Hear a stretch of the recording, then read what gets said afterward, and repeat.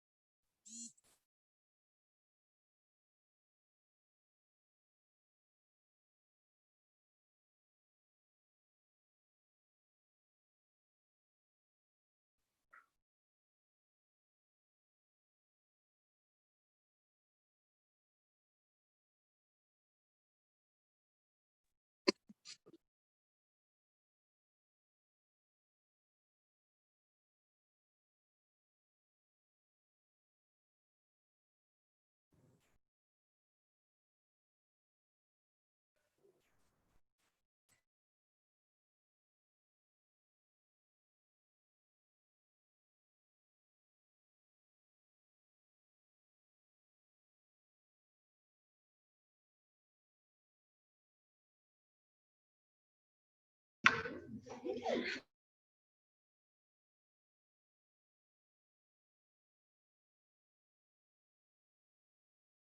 bisa. Assalamualaikum warahmatullahi wabarakatuh. Waalaikumsalam. Selamat datang kembali kepada seluruh partisipan. Welcome back to second international seminar on applied mathematics and mathematics education, organized by Mathematics Education Department and Postgraduate of Mathematics Education IKIP Siliwangi, collaborated with INAS. Selamat datang kepada seluruh peserta international seminar. Pada hari ini kita akan masuk ke sesi berikutnya setelah break. Kita masih memiliki beberapa sesi untuk panel sebelum nanti kita memiliki parallel session pukul 4 sore nanti ya.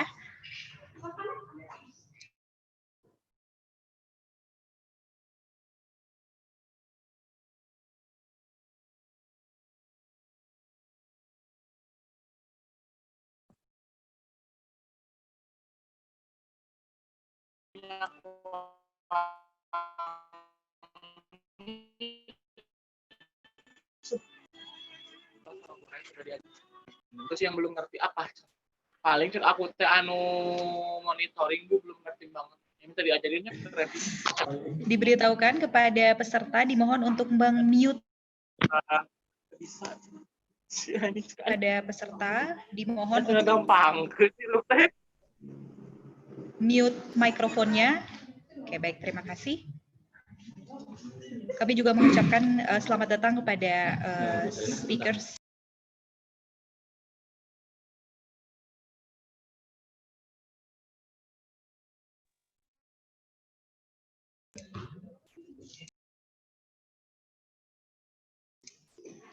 Distinguished ladies and gentlemen, for the next paper session,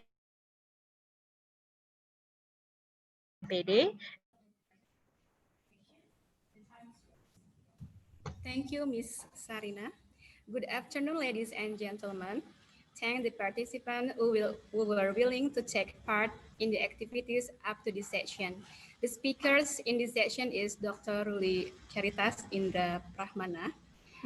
Let me introduce myself. My name is Gida Kadarisma and my friend Trisnendi Sheikh Rizal. We are the moderator and the interpreter of this session. We are very pleased to see you here and welcome all of you this prestigious. Before entering the main material, I will first read curriculum vitae from the speaker. Dr. Ruli Charitas Indra Prahmana, SSI, MPD, born in Medan on January 24th, 1987. After graduate from senior high school, he continued his study at the Bachelor Program of Mathematics, Universitas Gajah Mada, within 3 years and 8 months, with highly satisfactory predicate. In 2010, he got a scholarship to the bilingual master program on mathematics education, which was a collaboration with the Directorate General of Higher Education, Sriwijaya University and Utrecht University. He completed the study in 1.5 years with summa cum laude, and award as the best graduate in Graduate School of Sriwijaya University. And he got a chance to continue his study of PhD program in mathematics education at the Middle East Technical University, Turkey, under the full scholarship from the Turkish government. However, he decided not to accept the scholarship and chose to marry in 2012. A year later, he got another chance to continue his study. It was the BPPDN scholarship for the doctoral program of mathematics education in UPI, Universitas Pendidikan Indonesia. He completes his doctoral program in less than 3 years and became the first graduate in his batch. He is still active in giving studium general, becoming a speaker in the various national seminar and becoming a trainer in the management of open journal system or OJS in several universities and colleges. He often presents his work in various national and international conferences. So far, he has written numerous books that can be found either in bookstore or through online search. His research publication can be found in his profile on ResearchGate, Google Scholar, and Scopus. He is active as a lecturer and researcher at the Master Program in Mathematics Education of Universitas Ahmad Dahlan, Yogyakarta, and a member of Indonesian Mathematical Society, Indo-MS. In addition, he is also a managing editor of Journal on Mathematics Education, editor-in-chief of the International Journal on Emerging Mathematics Education, and reviewer for International Journal of Evaluation and Research in Education, Journal Element, Journal of Education and Learning EduLearn, Jurnal Riset Pendidikan Matematika, Jurnal Review Pembelajaran Matematika, Beta Jurnal Tadris, Jurnal Musyawarah, and Jurnal Numerasi. Without further ado, I would like to welcome our fourth presenter. He will deliver a presentation entitled Redefining and Reconstruction Research in Mathematics Education on Pandemic Era. Ladies and gentlemen, please welcome Dr. Ruli Charitas Indra Prahmana. Time is yours. Bismillahirrahmanirrahim. Assalamualaikum warahmatullahi wabarakatuh. Alhamdulillah rabbil alamin. Wassalatu wassalamu ala asyrafil anbiya'i wal mursalin wa ala alihi wa sahbihi ajma'in. Asyhadu an la ilaha illallah, asyhadu anna Muhammadar Rasulullah. Allahumma sholli ala sayyidina Muhammad wa ala ali sayyidina Muhammad. Thank you for my moderator, Mrs. Gida Gadarisma, for the introduce myself. To be honored, can be in this conference. First of all, the honor rector of IKIP Silwangi and also the chair of Indonesian Mathematics Educator Society, Professor Dr. Haris Hendriana MPD, distinguished the chair of LL Dikti 4, Professor Dr. Usman Suherman AS MPD, the Honorable Steering Committee, Profesor Dr. Joshua Sabandar, Profesor Dr. Julkardi, Profesor Dr. Utari Sumarmo, Profesor Dr. Wahyudin, Profesor Dr. Uwis Eti Rohaiti, Dr. Sigit Edi Purwanto, and also the conference chair of ISAMME 2020, Dr. Wahyu Hidayat MPD. In this time, I would like to present my presentation about, wait a minute.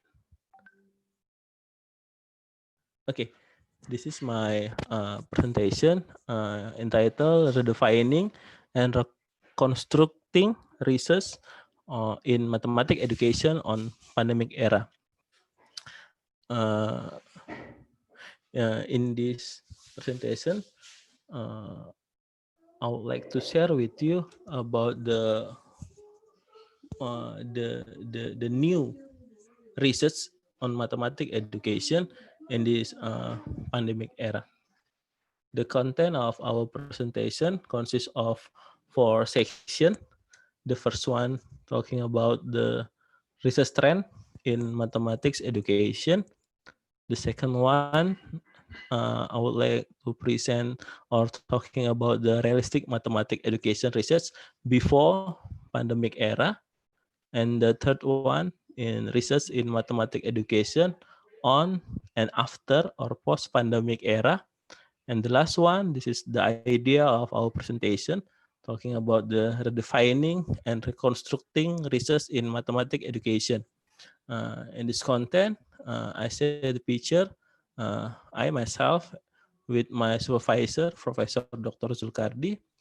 He is the one that introduced mathematics educational research for me for the first time and give us enlightenment, and also several research about the mathematics education. Okay, the the the first content about the research trend in mathematics education. Okay, as we know that he is Hans Freudenthal. Dia merupakan the founding father of realistic mathematics education. He said that mathematics is a human activity, so that it must be connected to the reality, stay close to children, and be relevant to society, to be of social value. Jadi beliau peneliti yang mempopulerkan filosofi matematik itu sebagai suatu aktivitas manusia, sehingga harus connected to the reality. Ini salah satu tren riset yang saya lihat dalam beberapa dekade terakhir tentang realistic mathematics education. The second one is Ubiratanda Ambrosio. Beliau merupakan the first researcher that introduced the term of ethnomathematics. He said that ethnomathematics is the study of the relationship between mathematics and culture. It's often associated with culture without written expression. Beliau mempopulerkan atau pertama kali istilahnya mengenalkan istilah ethnomathematics, yaitu suatu pendekatan atau suatu studi yang menghubungkan antara mathematics and culture. Why I introduce to all of you two kind of mathematics learning approach, such as realistic mathematics education and also ethnomathematics. Alasannya kenapa saya dua hal ini yang saya katakan menjadi tren dalam penelitian pendidikan matematika di Indonesia dalam beberapa tahun terakhir ini. Hal ini karena saya punya data seperti ini. As we know that Scopus is one of the biggest database that consists of article, book chapter, proceeding, and so on. Dalam database Scopus itu saya menemukan ternyata dalam beberapa tahun terakhir, tren realistic mathematics education selalu improvement, meningkat dari tahun ke tahun, dan di tahun 2020 sudah ada 56 dokumen di database Scopus yang menceritakan tentang realistic mathematics education. Ini peningkatannya cukup signifikan dari sisi dokumennya. Seperti yang kita ketahui, kalau originality realistic mathematics education is come from Netherlands, especially in Utrecht University. Jadi si Hans Freudenthal itu mengembangkan RME pertama kali di Belanda, di Cina, terus di Belanda, dan pengembangnya itu di Utrecht University. Namun ketika data ini kita zoom lagi lebih dalam, maka kita akan menemukan bahwasanya the top 3 of researcher or the author that research or publish paper about the realistic mathematics education is Ratu Ilma Indra Putri, Profesor Ratu Ilma Indra Putri, Profesor Julkardi, and Profesor Ahmad Fauzan. So the top 3 is come from Indonesia. Nah, it means that realistic mathematics education itu sangat populer di Indonesia kalau merujuk ke database-nya Scopus. Dan kita lihat dari sisi afiliasi, ternyata Utrecht University yang merupakan tempat lahirnya si RME berada di peringkat ketiga. Teman-teman bisa lihat di sini. Tertinggi Universitas Negeri Padang, yang kedua Universitas Sriwijaya, yang ketiga dari Utrecht University. Kelihatan itu menjadi tren di Indonesia. Dan teman-teman bisa lihat kalau dokumennya dikelompokkan by country, maka Indonesia menduduki peringkat pertama, gitu. Yang memiliki dokumen yang publish di publisher yang terindeks Scopus. Jadi artikel yang terindeks oleh Scopus di database-nya malah Belanda berada di peringkat ketiga. The first one in Indonesia, the second United States, and the third Netherlands, yang ngomongin tentang realistic mathematics education. Jadi saya melihat fenomena di Indonesia berarti realistic mathematics education masih menjadi sesuatu yang trending, mengalahkan dari tempat kelahirannya. And the second one, how about the ethnomathematics? I give you the data from the Scopus database. You can see that setiap tahunnya mulai meningkat. Nah, di tahun 2020, because hari ini masih di Agustus, baru 38 dokumen. Dan I believe that in the end of this year, the document will be increased about the ethnomathematics, because the trends of the article highest than before. Ethnomathematics lagi-lagi berasal dari Brazil, yang mana Umberto Ambrosio selaku orang yang pertama kali mempopulerkan istilah tersebut berasal dari Brazil. Namun ketika data ini kita zoom lebih dalam, maka kita akan melihat di sini. Brazil sendiri berada di peringkat kedua sebagai kontributor artikel yang terindeks oleh Scopus yang berbicara tentang ethnomathematics. Nah, Indonesia lagi-lagi menduduki peringkat pertama dengan jumlah dokumen yang terindeks oleh Scopus. Dan di sisi penulis, peringkat 1, peringkat 2 ini sepertinya dari Indonesia. Malah I think the second one, Widada ini salah satu presenter di ISAMME yang berkontribusi tentang paper etnonya cukup banyak sepengetahuan saya. Dan Ambrosio sendiri berada di urutan keempat selaku orang yang menemukan atau peneliti utama dari tentang ethnomathematics. Dan kalau dilihat dari afiliasi, maka UPI adalah yang menduduki peringkat pertama, Bengkulu yang kedua gitu. Jadi menarik dengan melihat data-data ini, bahwasanya ternyata penelitian tentang realistic mathematics education and also ethnomathematics itu bisa lebih tinggi dari negara asalnya. Negara asal sih kedua teori tersebut dipopulerkan atau penemunya berasal dari sana. Jadi saya percaya tren untuk penelitian pendidikan matematika di Indonesia itu bisa dikatakan di dua item tersebut. Karena apa? Karena jumlah publikasinya di level internasional, dalam hal ini indikatornya yang terindeks oleh Scopus itu mostly didominasi oleh orang-orang Indonesia. Itu pengantarnya. Itulah mengapa kalau saya yakini, karena di Indonesia sendiri tingkat memiliki kebudayaan yang sangat luas, yang sangat banyak, yang itu masih bisa dieksplor sampai ke level-level yang kecilnya dan memiliki kontribusi besar dalam pembelajaran matematika. Selanjutnya, oleh karena itu saya mencoba menawarkan suatu pembelajaran yang berbasis etnorealistik dalam pembelajaran matematika. Jadi kalau realistik sendiri itu biasanya starting point pembelajarannya atau konteksnya itu fokus kepada sesuatu yang dapat dibayangkan oleh siswa, maka di etnorealistik maka lebih ke konteksnya itu berbasis budaya yang dekat dengan siswa, yang bisa ditemui oleh siswa. Dengan kita bisa lihat, saya proses itu pertama dimulai dari mathematical problem. Mathematical problem is consist of 3 parts.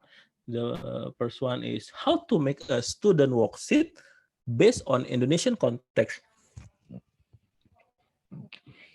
Pada bagian ini kita belajar tentang bagaimana kita membuat suatu lembar aktivitas atau LKS mungkin istilahnya, atau LKPD, yang mana konteks permasalahan yang kita bangun di sana itu berbasis konteks-konteks Indonesia, berbasis budaya-budaya Indonesia. pada bagian kedua, bagaimana kita menggunakan instruction atau lembar kerja tadi atau LS tadi di dalam proses pembelajaran matematika di kelas. Pertama, bagaimana membuatnya. Yang kedua, bagaimana menggunakannya. Yang ketiga, lebih ke gurunya. Bagaimana mengajarkannya. Mengajarkan matematika menggunakan instruction yang sudah kita desain di awal tadi. Jadi 3 part ini saya kolaborasikan atau saya bentuk menjadi yang namanya mathematical problem. Okay, the next part is talking about mathematical modeling. Apa itu?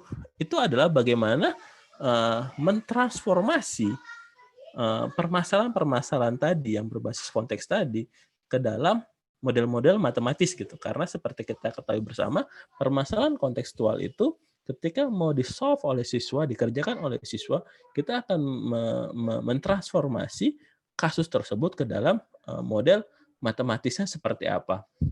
Setelah itu, kita berusaha mencari apa sih pendekatan yang paling suitable in the learning process. Apakah kita menggunakan realistic mathematics education approach, atau kita menggunakan ethnomathematics, atau kita menggunakan pendekatan-pendekatan yang lain, apa mungkin pakai lesson study dan sebagainya, yang mana itu bisa membuat lembar kerja yang sudah kita desain itu menjadi bisa digunakan dalam proses pembelajaran. Jadi how to find a stable approach in learning process. And that's one, kita harus bisa si approach tadi harus bisa memfasilitasi siswa dalam kontribusi siswa itu sangat dihargai selama proses pembelajaran itu gitu.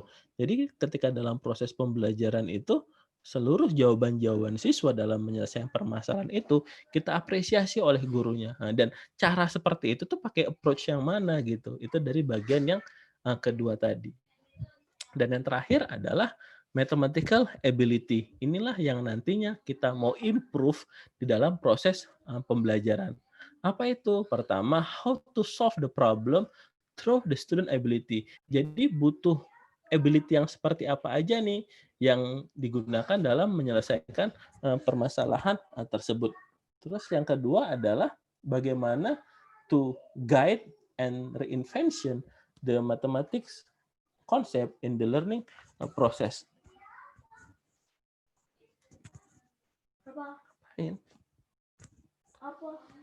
Dan yang ketiga adalah how to measure the student ability by using this problem. Jadi harapannya dengan mathematical problem yang kita desain itu kita bisa mengukur kemampuan siswa yang harapannya lagi-lagi ke depannya bisa meningkatkan kemampuan abad 21 siswa tersebut. Nah, proses ini saya beri nama sebagai Ethno-Realistic Mathematics Education Model. Jadi dengan konsep ini lagi-lagi saya ingin memperkenalkan kepada teman-teman tentang proses dari pembelajaran berbasis kedua hal tersebut. Namun ini masih berupa ide tentang bagaimana I try to combine two different approach in one model dan harapannya bisa istilahnya itu memperkenalkan, mendiseminate kebudayaan-kebudayaan atau karakter-karakter atau ciri khas dari Indonesia ke halayak dunia, harapannya seperti itu. Namun ya kita ketahui bersama karena masalah pandemi COVID ini kesemuanya ini masih belum ideal untuk dilakukan. Makanya nanti saya akan cerita di slide terakhir bagaimana kita redesign, redefine, and also reconstruct the research in the mathematics education in the pandemic era. Okay. The next one, I would like to talking about the realistic mathematics education research before pandemic era.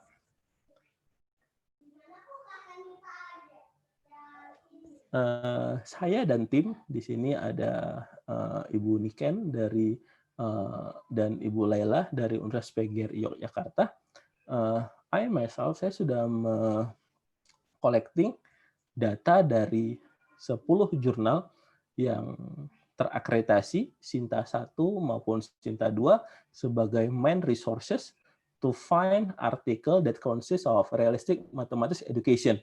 Jadi dari awal jurnal terbit, jadi dalam 20 tahun terakhir saya mencari data tentang penelitian yang berbicara tentang realistic mathematics education. Sumber datanya berdasarkan dari 10 jurnal yang sudah terindeks Sinta 1 dan Sinta 2. Kenapa saya menggunakan 10 jurnal tersebut? Karena as we know, standar dari Kemendikti ketika suatu jurnal sudah berada di Sinta 1 dan Sinta 2, berarti dia sudah cukup reputable. Karena konteksnya ada Indonesia, maka itulah sebagai sumber data yang paling kredibel menurut kami gitu. Maka dari itu, inilah datanya. Ternyata data yang paling banyak itu berasal dari JMA atau Journal on Mathematics Education. Itu terdiri 33,6%.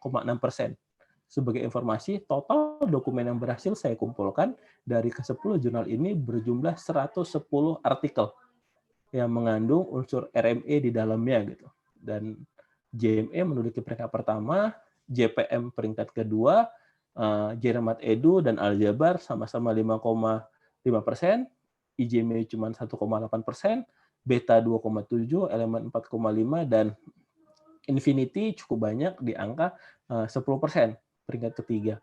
Inilah jumlah dokumen yang berhasil saya kumpulkan yang berbicara tentang RME. Kalau lebih detail lagi, kenapa JME dan JPM memiliki komposisi yang paling banyak? Seperti kita lihat tadi di database Scopus juga menunjukkan kalau Universitas Sriwijaya termasuk yang paling banyak ngomongin tentang RME. Selain itu juga karena dalam fokus and scope dari jurnal tersebut ada berbicara konten RME. Selanjutnya, di sini beberapa several remarks from the collecting research data. Jadi dari semua itu saya share ke teman-teman 3 item karena sebenarnya hal ini belum saya publikasikan, masih finalisasi, mudah-mudahan nanti bisa dipublikasikan di jurnal yang baik. Pertama adalah the most RME research studies were carried out in elementary school, consists of 43.8%. And the second one in junior high school, 41%. Jadi ternyata penelitian RME tersebut dari 110 artikel tersebut, dokumen tersebut, kita melihat bahwasanya paling banyak itu di elementary school atau SD, itu menduduki peringkat tertinggi. Dan peringkat kedua di level SMP. Sisanya ada yang SMA, ada yang di TK, dan ada di universitas. Tapi ini the most RME research studies itu di SD dan SMP. Yang kedua, ternyata topik yang paling banyak didiskusikan itu adalah tentang numbers and operation.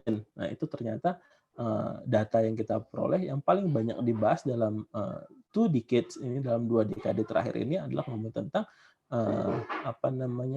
angka dan operasinya. Yang kedua apa? Yang kedua tentang geometri. Nah, itu mungkin sedikit bocoran terkait tentang riset data ini. Dan poin ketiga adalah ternyata dari seluruh data tersebut, ngomongin tentang ability, maka yang paling banyak dibahas tentang mathematical understanding. Pemahaman matematis itu yang paling banyak dibahas, yang jumlahnya itu lebih dari 1/4 dari total artikel yang kita kumpulkan tadi. Jadi kalau tadi 110 berarti sekitar di atas dari 20-30-an bisa dikatakan itu ngomong tentang mathematical understanding. Nah, itu kira-kira beberapa remarks yang saya bisa sharingkan dari data tentang RME ketika sebelum masa pandemi. Karena data itu dikumpulkan dari awal sekitar tahun 2000-an sampai dengan awal tahun kemarin sebelum pandemi ini ada. Itu data yang kami kumpulkan. Selanjutnya, dari seluruh data tersebut, saya bisa menunjukkan bahwasanya mostly researcher using design research as the research methodology in this paper. Jadi sebagian besar pakainya design research gitu. Yang nomor 2 eksperimen. Terus yang ketiga, deskriptif kualitatif atau kualitatif deskriptif. R&D juga ada 18,2%, ada yang pakai CHAR, Classroom Action Research, atau PTK, ada kausal komparatif, 0,9, dan lain sebagainya. Jadi, desain research benar menjadi salah satu research method yang digunakan dalam penelitian RME atau Realistic Mathematics Education. Ini data yang kami peroleh dari kumpulan total seluruh dokumen yang kita analisis, kira-kira begitu. Oleh karena itu, seperti guideline saya tadi saya pertama memperkenalkan ke rekan-rekan tentang bagaimana how to combine the ethno-mathematics and realistic mathematics education. Selanjutnya, saya coba menjelaskan terkait tentang realistic mathematics education sebelum masa pandemi ini, dan di akhir saya cerita di sini kalau ada sejumlah metode penelitian yang digunakan dalam penelitian RME itu mostly menggunakan design research. Selanjutnya di bagian ketiga ini saya pengen cerita ke teman-teman bagaimana research in mathematics education on and post pandemic era. Seperti yang kita ketahui bersama, di masa pandemi ini, mostly researcher using online atau semua serba online gitu, mulai dari pengumpulan datanya, perkuliahan dan lain sebagainya. Oleh karena itu, tidak mengherankan jika kita melihat banyak sejumlah tawaran-tawaran di grup tadi juga seperti Dr. Masita Syahril juga tadi share data sebelumnya, itu juga kolaborasi kita, nanti saya akan tunjukkan. Ini untuk mengisi angket-angket atau Google Form yang ada di grup-grup untuk diisikan. Contoh pertama, ini contoh yang kedua, ada juga survei tentang pengembangan, tantangan, dan seterusnya. Terus juga sampai ada di Facebook gitu. Di sini ini merupakan salah satu tim riset kita, Ibu Niken Wahyu Utami, Dr. Niken dari UPY. Ini tadi mungkin Mas Sita sudah share bagaimana result-nya, dan kita masih kolaborasi untuk menuliskannya. Online Teaching and Learning for School in Indonesia and Brunei. Kita bisa lihat di era ini mostly berbasis seperti itu. Ini juga tentang survei pengembangan tantangan masa pandemik di Indonesia dan Malaysia. Ini juga kolaborasi sama Malaysia. Ini merupakan cuplikan-cuplikan beberapa survei yang saya lihat ketika selama masa pandemi ini gitu. Ini juga ada survei tentang ICT dari Profesor Yasujaya Kusuma, Mbak Arda, dan sebagainya. Saya cuma ingin mengatakan terjadi pergeseran riset metodologi yang tadi kita sudah bahas di awal-awal tadi dengan yang ada saat ini dengan masa pandemi seperti ini. Terus ini contohnya lagi yang tadi yang Indonesia and Brunei, ini kita buat combine dua bahasa, ada Indonesia, ada yang Inggrisnya gitu. Terus pertanyaannya, ini lagi kalau teman-teman coba cari di Google Scholar, tulis dengan keyword pandemic or mathematics education, maka teman-teman akan melihat mostly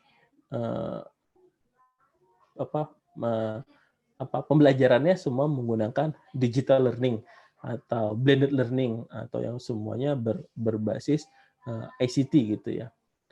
Terus ini juga COVID-19 dan my question is what next gitu. Bagaimana selanjutnya? Mungkin teman-teman berpikir misalnya realistic mathematics education atau misalnya ethnomathematics. Itu gimana kita cara mengajarkannya gitu dengan kondisi seperti ini. Padahal kedua bagian itu merupakan selama ini yang kita lakukan itu berbasis kelas gitu. Ada face to face di sana, ada treatment di sana, ada intertwining kah, ada interactivity di dalamnya. Jadi banyak karakteristik sama prinsip-prinsip RME yang harus dilakukan dalam proses pembelajaran di kelas gitu. Begitu juga dengan item-item dalam etnomathematics. Kita harus survei di lapangan, melakukan kajian etnografi, dan lain sebagainya. Jadi itu sepertinya dengan era seperti ini itu sangat sulit untuk dilakukan. Terus bagaimana? Apakah kedua hal itu menjadi hilang gitu dan tidak bisa diimplementasikan lagi gitu? Begitu juga dengan research metodologinya gitu. Misalnya menggunakan penelitian design research, menggunakan penelitian eksperimental atau classroom action research, CAR gitu ya. Itu bagaimana prosesnya nanti ketika diimplementasikan pada masa sekarang ini? Banyak sekali batasan-batasan atau kekurangan yang bisa. Seperti tadi Dr. Masita Syahril sudah jelaskan di presentasi sebelumnya bahwasanya ada paper dari Melizar dari Universitas Syah Kuala Banda Aceh yang border terkait tentang pembelajaran di era pandemi ini. Bagaimana apakah kita nanti seluruh research learning approach based on the blended learning or internet of things atau digital learning gitu, terus yang lainnya bakalan hilang gitu. Bagaimana gitu? Nah, inilah yang menjadi isu atau open problem yang menarik untuk kita diskusikan gitu sebenarnya pada event ini gitu. Jadi ketika tadi di awal saya cerita saya sudah coba membuat atau mendesain suatu model yang mana mengkombinasikan tentang ethno-mathematics dan realistic mathematics education menjadi suatu konsep kombinasi dari keduanya. Tapi ketika pandemik ini terjadi, maka sulit untuk melakukan itu gitu. Menguji cobakan itu terus menjadi suatu yang dilematis gitu. Terus mau gimana lagi gitu. Makanya di slide terakhir, di konten terakhir yang mau saya share ke teman-teman di sini juga mungkin bisa kita sharing idea, karena pada prinsipnya conference seperti ini adalah ajang untuk kita para peneliti untuk mencoba sharing ide, sharing pendapat untuk mengkonstruksi penemuan-penemuan baru. Makanya tema saya di paper ini, in the last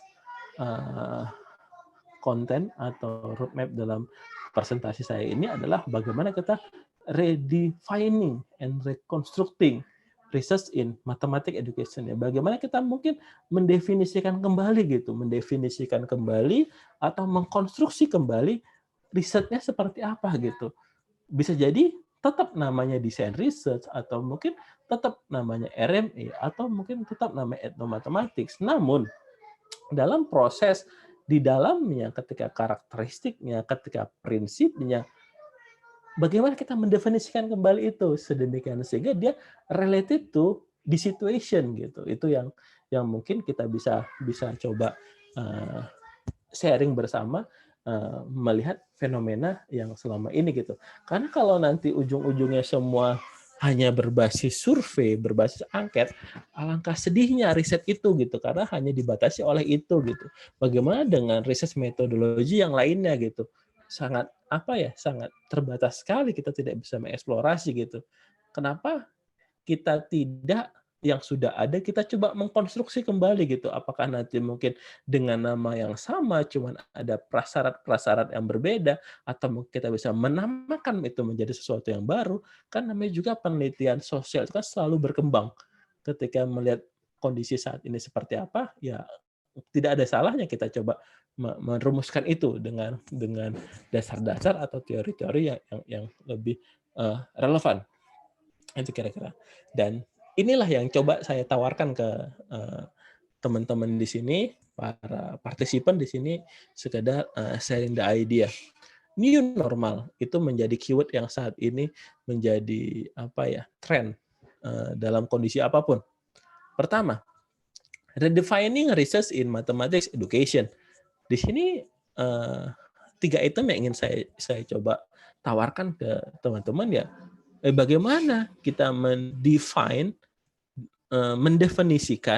new instruction, teaching and learning approach. For the example, in realistic mathematics education, it has 5 characteristics.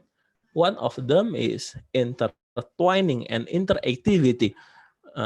In the normal situation, interactivity, seluruh siswa bisa berdiskusi dalam kelompok-kelompoknya, bisa mempresentasikan hasil risetnya, dan guru sebagai fasilitator dapat mengkombinasikan ke semua itu, memberikan pertanyaan-pertanyaan yang harapannya bisa meng-guide reinvention pengetahuan siswa selama proses pembelajaran. Nah, interactivity and intertwining yang saat ini pada kondisi normal, ketika dalam new normal, bagaimana? Apakah ada definisi baru?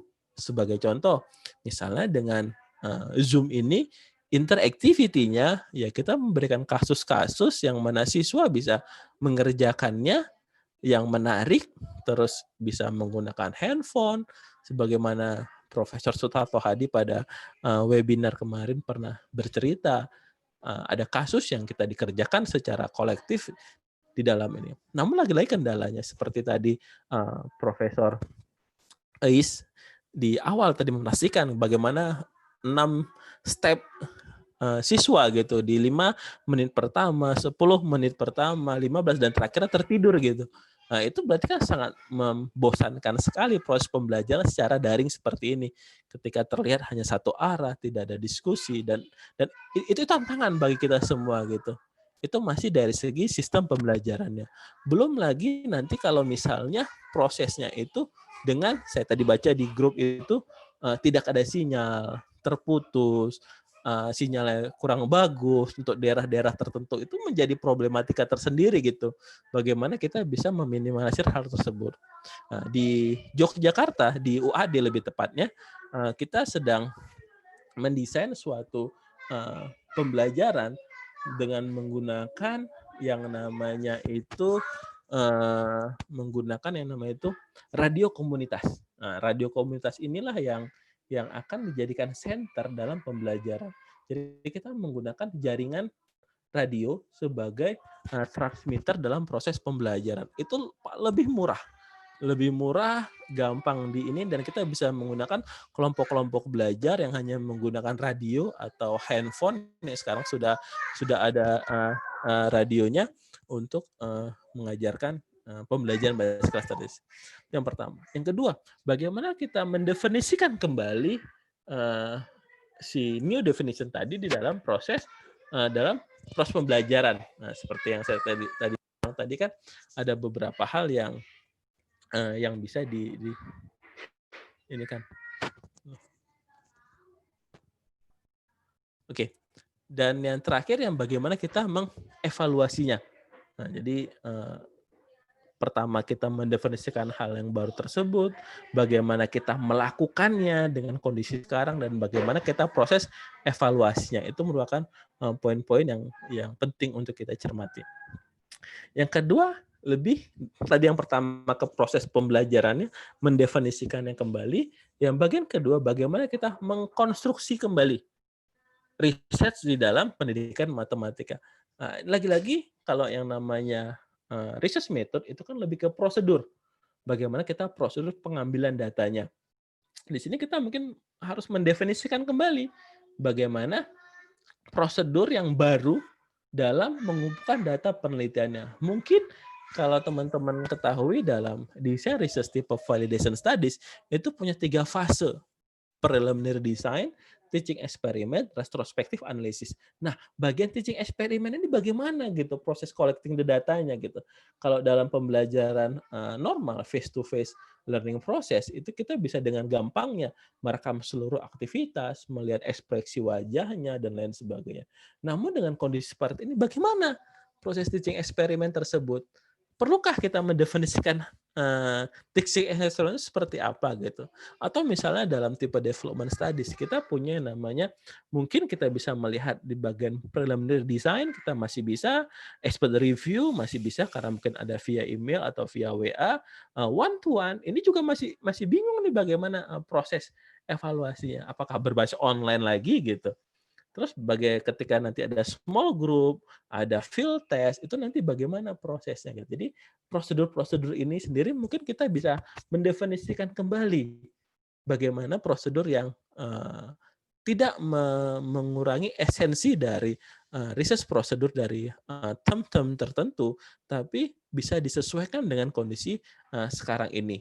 Bagian kedua, ya bagaimana kita melakukannya dari definisi yang sudah kita perbarui tadi. Dan yang terakhir yang paling sulit gitu. Karena apa?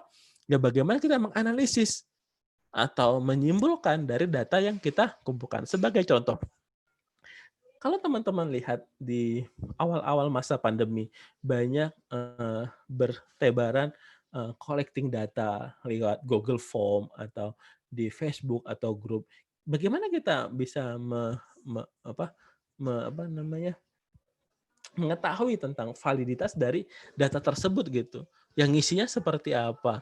Kita tidak bisa melihat itu menjadi suatu yang validitinya, reliabilitasnya seperti itu masih bingung gitu karena ya kita nggak tahu ntar siapa yang mengisinya, bagaimana dia dalam proses pengisiannya dan lain sebagainya. Sangat tidak bisa terkontrol gitu. Nah, disitulah makanya di bagian terakhir bagaimana kita menganalisisnya, bagaimana kita menyimpulkan data tersebut gitu. Nah, dan dari kedua hal ini, maka di era new normal semua serba baru. Mungkin nanti dalam mungkin 1, 2 atau berapa tahun belakang ini kalau memang pandemi ini terus ada gitu dan belum bisa dihilangkan, maka bisa jadi ada new teaching and learning approach yang akan muncul gitu dalam kegiatan ini. Apakah nanti misalnya ada realistic mathematics education, edisi revisi misalnya, atau mungkin ada ethnomathematics new normal version gitu, atau mungkin ada lesson study for learning community in the new normal experience misalnya. Jadi mungkin ada model-model teaching and learning approach yang baru gitu. Setelah itu nanti juga akan ada yang kedua setelah proses pembelajaran baru, new model penelitiannya juga mungkin ada yang baru lagi di situ. Apakah nanti mungkin ada Sorry, 2 minutes left. Oke, Sir. 2 minutes. Oke, thank you. New research model, and terakhir new research publication gitu. Jadi selama ini mungkin kalau nulis papernya via tulisan, mungkin ke depan bisa via YouTube gitu mungkin karena sekarang ngetrennya ke arah sana. Karena tinggal 2 menit lagi di new normal ini mungkin nanti bisa kita buat open problem untuk kita diskusikan. And the last one, ini how to conduct research nih karena tinggal 2 menit. Bagaimana kita dalam new normal itu perbanyaklah literatur review, belajar, baru kita eksplorasi kontennya gitu. Kita research, kita tulis, kita publish, kita diskusikan dalam komunitas, salah satu dengan conference ini, dan terakhir adalah kita kolaborasi penelitiannya. Ini kira-kira hal yang mungkin kita bisa lakukan di era new normal ini.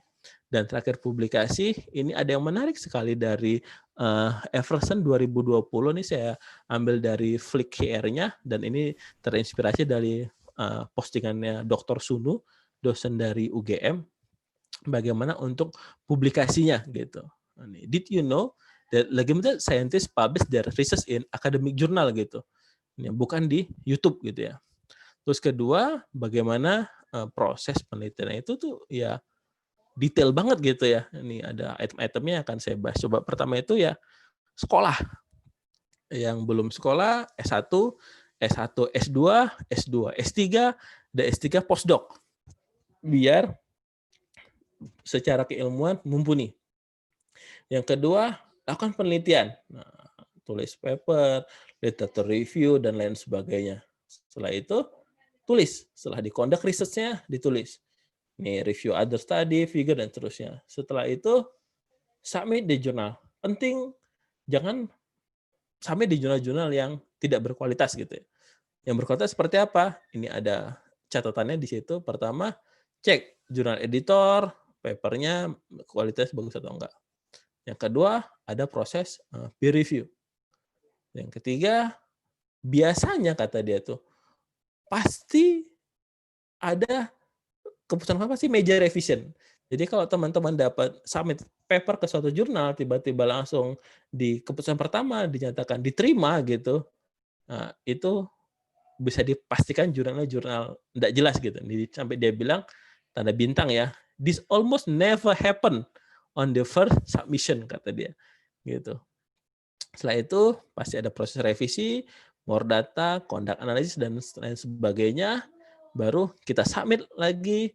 Mudah-mudahan di submit kedua, mostly reviewer menerima, dan terakhir papernya accepted. Did you know that scientists are not paid for the papers they write? Jadi biasanya ya tidak bayar gitu untuk publish di jurnal-jurnal yang bagus. Ini kira-kira dari saya tutup dengan bacaan alhamdulillah. Alhamdulillah. Assalamualaikum warahmatullahi wabarakatuh.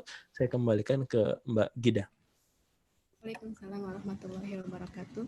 Thank you for explain, Dr. Ruli. So inspiring research is about ethno-realistic mathematics models and how to redefining and reconstruction research in mathematics education on pandemic era. Let us continue for the question and answer session. We will open one question. Please, if you have anything to ask.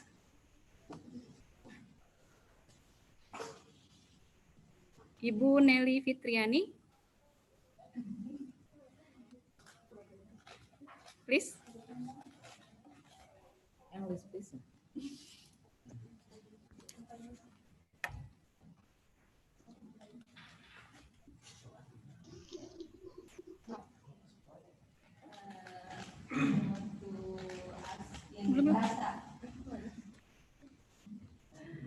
Nggak ada gini, keluar ya. Suaranya udah. Oke. Ya, dengeran sekarang. I want to ask something to Mr. Ruli in bahasa ya. Bahasa Indonesia. Ya, Pak Ruli, mengenai RME ini saya juga sangat tertarik ya. Saya termasuk yang menggiati RME. Di sini Pak Ruli mengangkat mengenai ethno-realistik.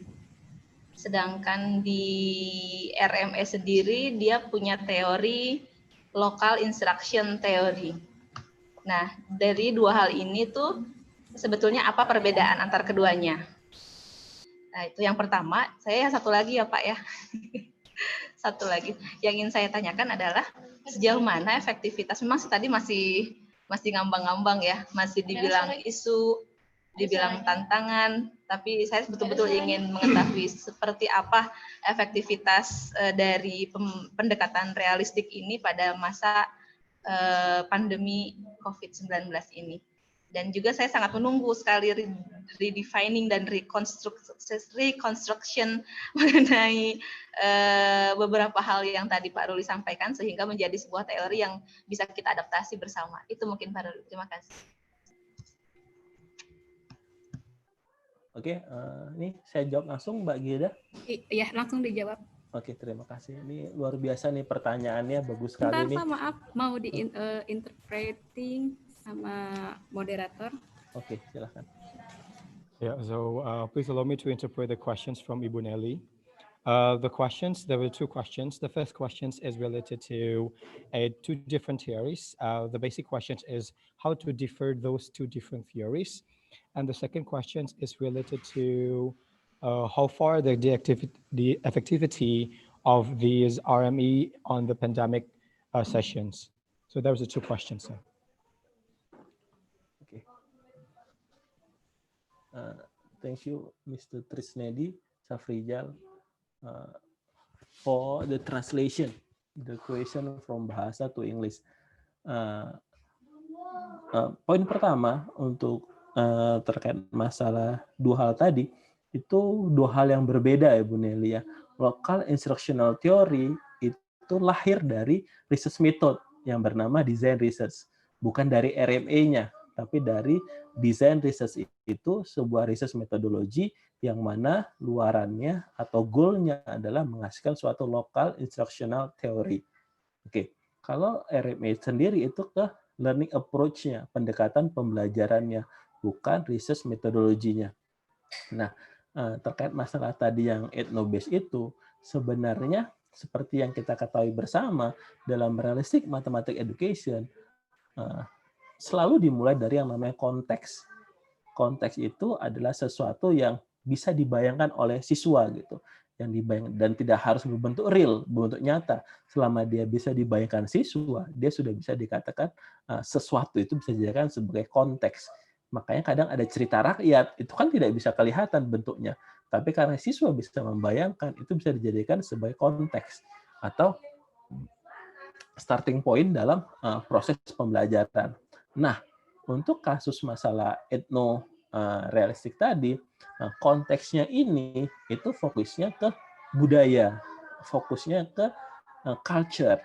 Nah, disitulah perbedaannya. Kalau tadi di realistik RMA secara umum konteksnya bisa dari apa saja, namun dalam etno realistik ini maka konteksnya berdasarkan culture atau budaya. Nah, itu perbedaan mendasarnya yang saya pribadi juga masih merekonstruksinya tersebut gitu, karena dengan kondisi pandemi ini belum bisa diimplementasikan itu pun. Tapi untuk publikasinya alhamdulillah sudah ada beberapa publikasi yang dilahirkan dari ide yang awal tadi saya coba kembangkan. Untuk poin kedua terkait masalah redefine and reconstructing itu, to be honest ya sampai sekarang saya juga belum mendapatkan formula yang pas untuk mendefinisikan kembali atau merekonstruksi kembali pendekatan-pendekatan itu. Lagi-lagi ya formulasinya ini masih masih terus bertumbuh lah gitu. Tapi lagi-lagi untuk mau ke arah sana, poin pertama yang harus kita pahami adalah kita harus istilahnya benar-benar menguasai konteks pertama yang tadi, benar-benar menguasai apa sih RMA itu, filosofinya apa sih, prinsipnya apa sih, karakteristiknya apa ya. Ketika kita sudah sudah menguasai atau memahami itu, maka ketika kita mau mendefinisikan kembali, unsur-unsurnya itu tidak hilang gitu. Nah, itu sampai sekarang saya juga belum mendapatkan, belum bisa mendefinisikan kembali, tapi kita berproses seperti ke arah sana. Karena kalau kita tetap saja ke yang lama, ya itu bisa dikatakan ya kita nggak tahu kan kapan pandemi ini berakhir gitu. Maka kita harus punya usaha. Salah satu kita harus mendefinisikan kembali. Gitu. Kemarin saya dapat istilahnya pencerahan gitu dari Prof. Sutarto Hadi ketika beliau menguji cobakan yang namanya interactivity itu dengan cara memberikan kasus via online seperti ini, namun dikerjakan oleh para siswa di secara online juga dengan kasus yang sangat-sangat open problem. Jadi siswa benar-benar bisa menggunakan HP, bisa menggunakan internet untuk mencari informasi. Kemarin kasusnya adalah dia bercerita kalau di Banjarmasin itu setiap tahun itu ada yang namanya pesta rakyat. Nah, dalam pesta rakyat itu salah satu makanan favoritnya namanya bingka kentang. Itu makanan favorit. Nah, untuk buat bingka kentang itu ada ingredients-nya, komposisinya. Misalnya kentangnya berapa, terus gulanya berapa. Jadi ada apa ya. Terus nanti pertanyaannya adalah berapa harga bika kentangnya satunya agar kita untung Rp5.000 gitu. Itu kan menarik sekali. Artinya apa? Siswa itu dia mengeksplorasikan berapa harga kentang per kilonya, berapa harga gula per kilonya, berapa harga santan per ininya. Jadi dia akan mengeksplorasi apakah dia cari di Google dan seterusnya gitu. Sampai dia punya satu modal untuk membuat satu bingkai kentang dengan komposisi yang sudah kita bicarakan tadi, berapa harga modalnya. Ketika itu ditambah 5.000, maka harga jualnya adalah harga modal ditambah 5.000. Jadi itu cara bentuk interactivity-nya di situ. Intertwining-nya jelas. Banyak informasi yang kita dapatkan di situ. Gitu. Itu contoh sederhananya. Menarik juga gitu. Itu salah satu yang beliau kasih contohkan. Dan ya mungkin itulah gunanya conference seperti ini, ketika kita para peneliti RME mungkin bisa berkumpul, sharing sharing ide, dan kita bisa mengkonstruksi atau mendefinisikan kembali gitu. Yang namanya definisi itu kan harus disepakati oleh banyak orang gitu. Kalau definisi itu hanya disepakati oleh kita sendiri, ya bukan definisi namanya, dan tidak ilmiah. Gitu. Makanya redefine di sini tuh saya berharapnya bisa menjadi definisi baru dengan karakteristik baru yang tidak keluar dari nilai-nilai dalam pendekatan atau model yang didefinisikan itu. Nah, itu poin pertama. Masalah penelitian, ini juga bagaimana kita melakukan classroom action research, padahal prosesnya juga seperti ini gitu kan ya. Bagaimana kita melakukan teaching eksperimen dalam design research kalau ketemu saja juga sulit gitu. Kalau misal dalam yang paling parah itu, mungkin kalau Prof. Ratu ada di sini bisa bercerita bagaimana lesson study dalam kondisi seperti ini. Kondisi normal aja, satu guru, observernya banyak, ya kan ya? Dengan satu ini, penelitian lesson study for learning community. Dalam kondisi on ini, bagaimana kita bisa saling melihat gitu. Observernya di mana gitu. Nah, oleh karena itu, mungkin nanti kita bisa berpikir, kita bisa mendefinisikan hal baru lagi bagaimana dengan metode-metode seperti itu gitu. Itu mungkin tantangan lah bagi para peneliti seperti ini. Tapi lagi-lagi itu tidak berhenti di situ. Ketika semua tadi sudah clear, kita kena lagi yang masalahnya daerah. Tidak ada sinyal, bayangan. Tidak ada listrik. Kalau listrik mungkin sekarang juga masih ada. Sinyal ini loh, yang sekarang kan semua serba internet. Ya kan ya, blended learning berbasis internet, jaringan, dan sekarang itu sulit gitu, dan baru tahu. Dan ternyata kita di UAD lagi mengembangkan yang namanya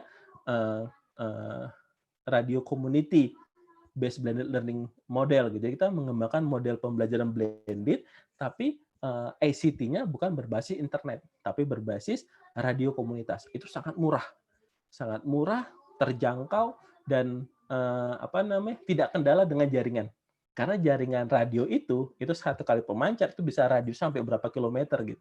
Itu menarik sekali konsepnya. Ini lagi kita di tim lagi di UAD lagi dikembangkan. Mudah-mudahan bisa manfaat untuk prototipenya. Kita insya Allah akan mengadakan di Bawean di Jawa Timur, yang mana di sana itu katanya itu rata-rata di sana tuh HP-nya mereka tuh masih HP yang monokrom itu, yang cuma ada radionya doang gitu. Jadi smartphone tuh di sana barang langka gitu katanya, karena nggak ada jaringan, nggak ada internet di sana.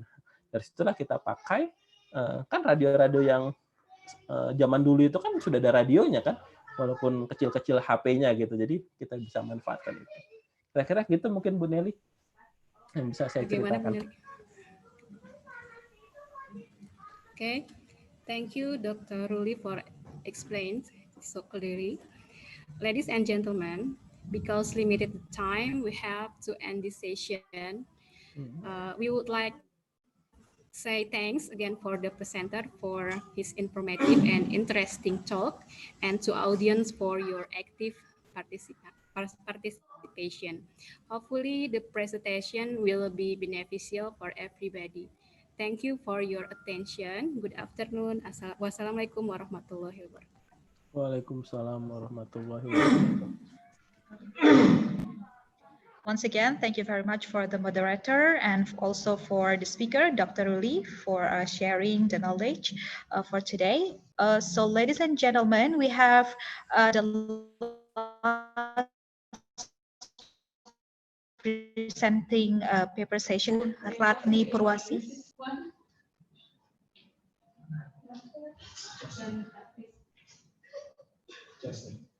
Okay. Okay, ladies and gentlemen, presenting paper session 5, hosted by Bapak Tris. Please, the floor is yours. Thank you very much.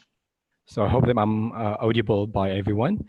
So welcome to, this is going to be our last sessions in this international seminar. And my name is Anisha Rizal. I'm going to be a moderator that leads two last presenters. I would like to welcome Dr. Arid Arli and Mohamed Phyllis that already been here with us during the online seminar. Hello, Dr. Arid. Hi there. All right. So before we started to the first speaker, please allow me to read a short curriculum vitae about Erin Early. So she is a research assistant at the Queen's University Belfast. Also, she's obtained her bachelor and master in social science and a PhD in education at Queen's University Belfast. Her research interests are based around social inequalities.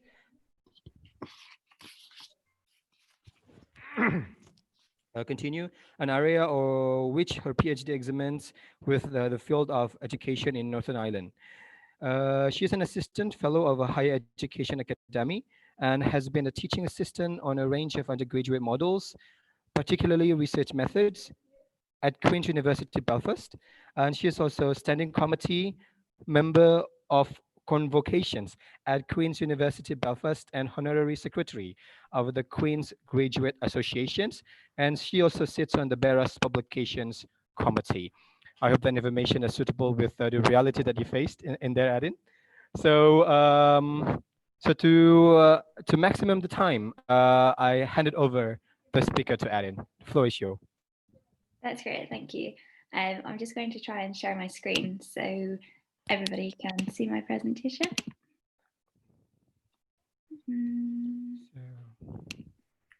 Do you mind if I share the Indonesian version? No, that's okay. That's no problem. Okay, so I will share my the Indonesian versions. So just let me know if you are ready to move with that. So let me. Here you go. Do you need me to Wait. take this off screen or? Let me. So let me please wait.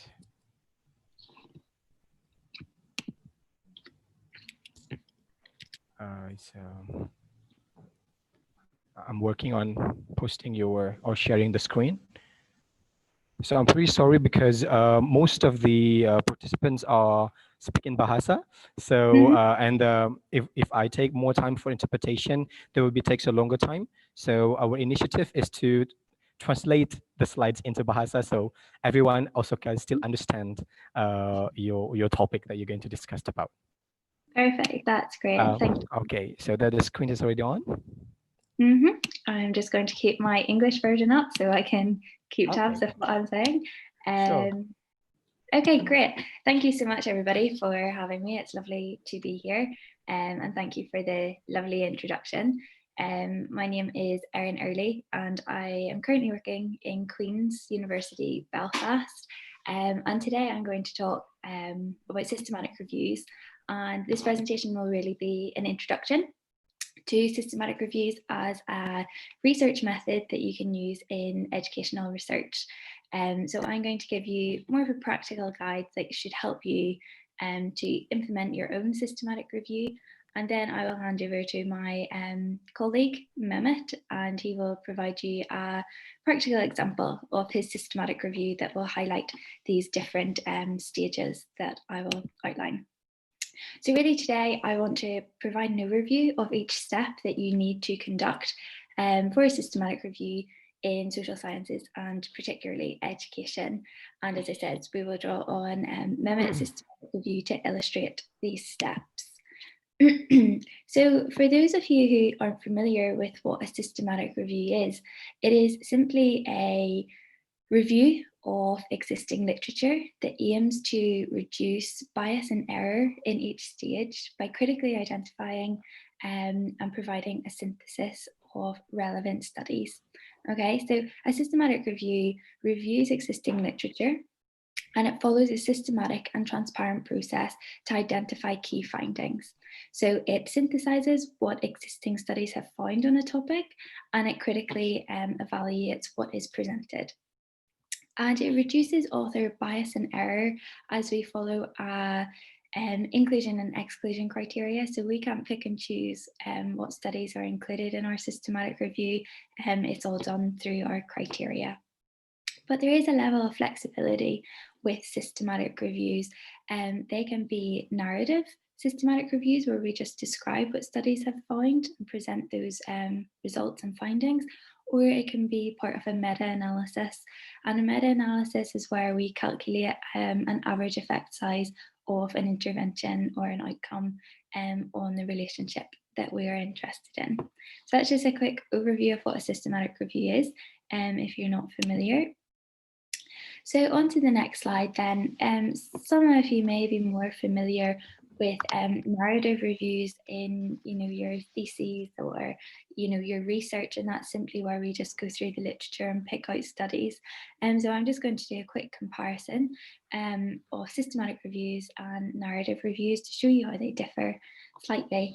So systematic reviews, as I've said, they provide a synthesis of studies and they include a meta-analysis when possible. Okay, so they follow a transparent process that can be replicated, where in contrast a narrative review is descriptive. Okay, so we just pick the studies that we find that are available to us, and we also depend on the counting technique for narrative reviews. So for example, if we have 10 studies, we would say 6 found a positive effect and 3 found a negative effect and 1 didn't find an effect at all. Okay, so it can kind of be swayed, our results can be swayed according to what we include in our narrative review, whereas a systematic review tries to overcome this by providing a more central and transparent process to follow, so our results are more robust and accurate. A systematic review extensively searches the literature using systematic methods.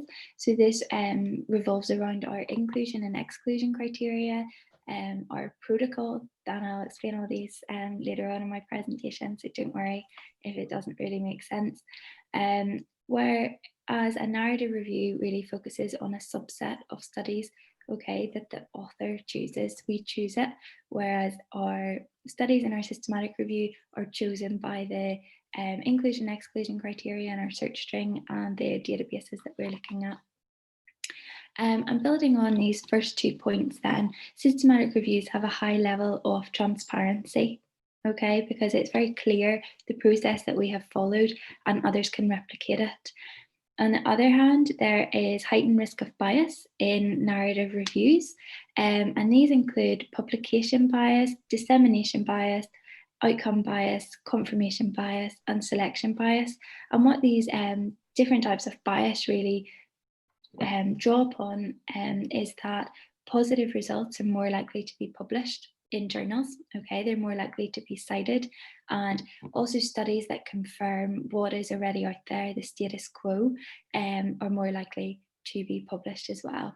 So the systematic reviews kind of move away and minimize these type of bias that are evident.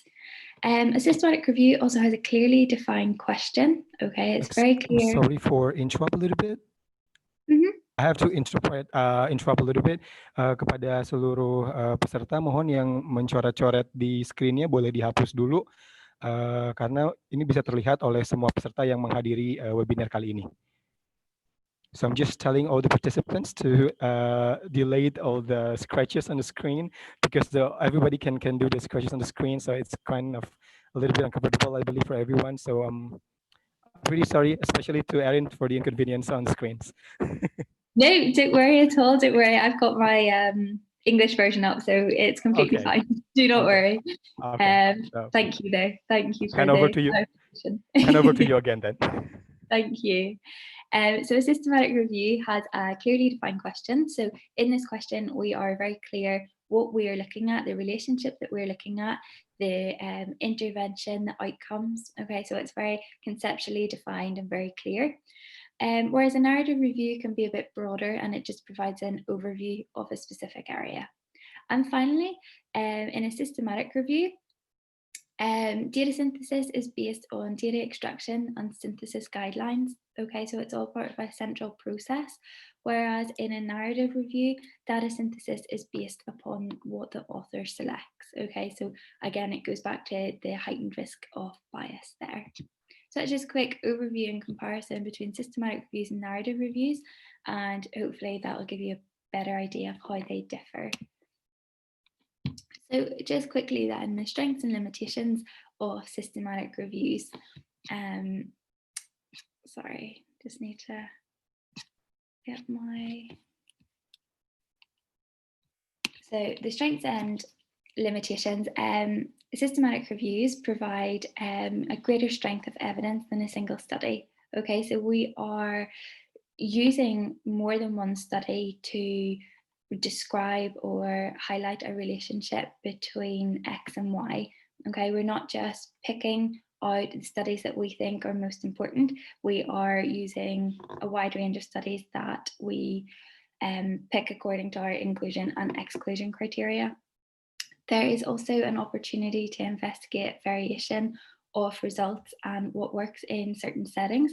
So we can critically evaluate what studies have found, see if they differ and maybe why that would be. So we can critically evaluate how rigorous the methodology is of different studies and the quality of studies as well.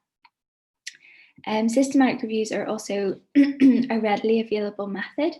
So for as long as you have access to databases of journals and you understand the key concepts and the key steps that you need to conduct to do a systematic review, you should be free to go and do a systematic review and hopefully get it published as well.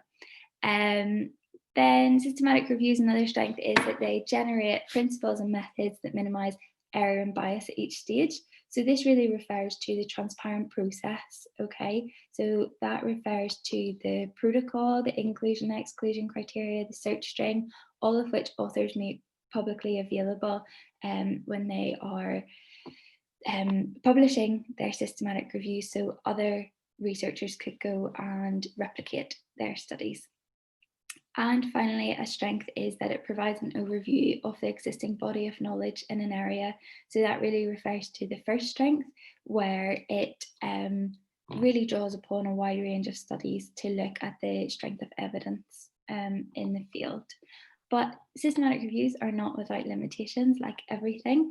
Some limitations that have been highlighted of systematic reviews are that they're too narrowly focused. Okay, so what that means is your research question focuses too specifically on a certain area of education or social sciences, which then questions how relevant it can be when trying to scale up.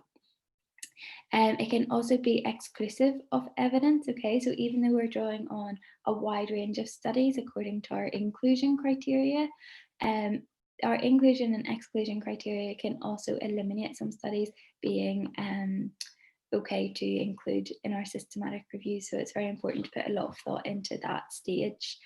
And finally, systematic reviews may combine poor quality studies, which then may affect our meta-analysis if we do one, and the estimated effect size may not be reliable or accurate. So it's important to evaluate the quality of studies that we include in our systematic review to make sure that readers are very aware of any issues that may be apparent in studies. So there are several steps that we should follow when conducting a systematic review. I'm going to outline each of these now and then talk about each in a bit more detail. So when we go to conduct a systematic review, we should firstly formulate a refined research question. Then we should determine our inclusion and exclusion criteria, followed by developing a search string and a search strategy. We should then write a protocol, and then we should conduct the literature review.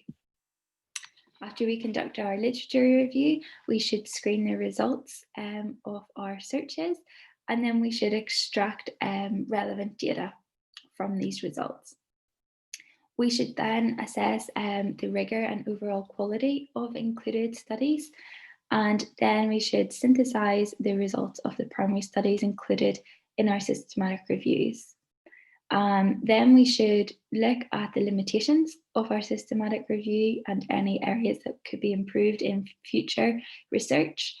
And then we report and present our results. And then hopefully we get it published after that. So that's the 10 steps that, or 11 steps, sorry, that we follow. So I'm now just going to go through each of these in a bit more detail to give you a bit more information about each of them.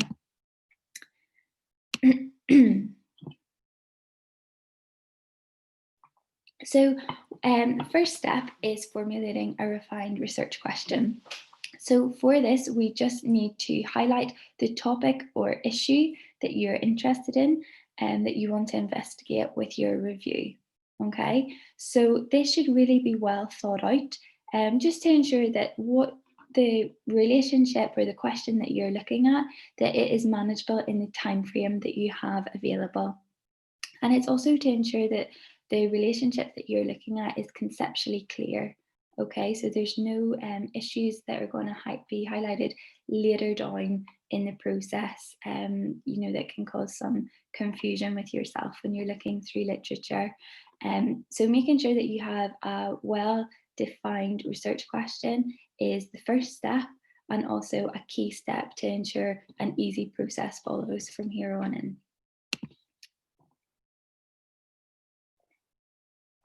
So you may ask, what should you consider when you're looking to formulate a research question for your systematic review? And these are some questions that you should consider. So you need to ask yourself, what evidence is needed to address the question? Okay, so are there certain characteristics that you want to look at? Is there a certain intervention or outcome of interest? So think about things like that there. You also want to ensure that the outcome and intervention that you're looking at, so if that might be educational attainment or a certain study program, you want to ensure that these have clear operational definitions, okay? So attainment, for example, can mean a lot of different things in different contexts or different educational settings. So you just want to be very clear of what exactly you mean by these concepts, and that will help you when you go to search the literature. And again, that just leads on to the third point. So make sure that the conceptual relationship that you're looking at is clear and well defined. You should also consider in your research question if there's a theoretical or geographical context that the question is situated in. Okay, so for example, if you just want to focus on one country or one specific location, you should make that clear in your research question. And if maybe a theory is underpinning your systematic review, you could also try and incorporate that into your question. And also ask yourself if there is enough research available on the topic to warrant a systematic review. Okay, so if there's nothing out there and yours is the first study on this topic, a systematic review mightn't be the best type of methodology to use. So it's quite easy to remember when you're looking at a research question. We can use PICOs, which really means our research question should clearly state the population of interest. Okay, so is that students, is it school-age children? What type of population are we looking at? The intervention being focused upon. So again, that could be educational attainment, a certain study program, and the comparators. Okay, so that could be gender, age, anything like that there. Then look at our outcome of interest and the context and time period being considered. Step 2, then, after we have formulated our research question, we need to put together our inclusion and our exclusion criteria. So what you're doing here is that you're explicitly stating the types of study in terms of design, intervention, population, and outcomes that you want to include in the review. So by setting these inclusion and exclusion criteria, it means when you go to screen the results of the literature in the databases, you know exactly what studies are relevant to your review and which should be screened at full text to hopefully be included.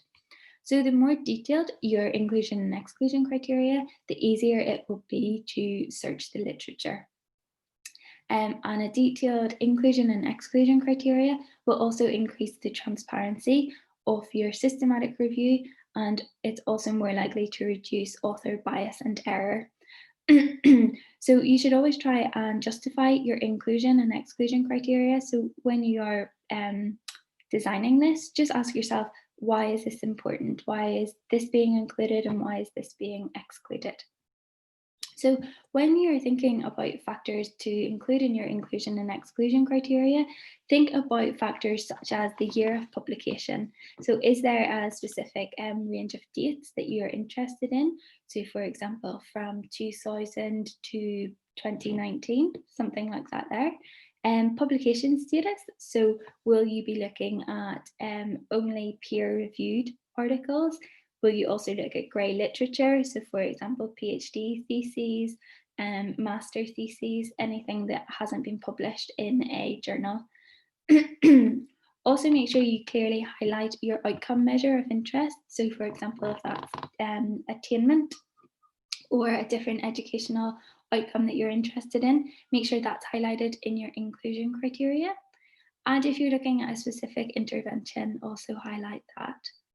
As I had mentioned earlier, if you want to focus on a specific geographical location, you can also highlight that in your inclusion criteria. And the population that you're interested in, so if that is university students, school-aged pupils, anything like that, highlight your population of interest in your inclusion criteria. And also the study design that you're interested in. So for example, are you only interested in looking at qualitative studies, quantitative studies, or both? Okay, so you want to highlight the study design and methodologies that you're interested in. So if you think about all these different factors and incorporate these into your inclusion and exclusion criteria, it should hopefully provide you a detailed criteria that you can follow and should make your process easier when you come to screen the literature.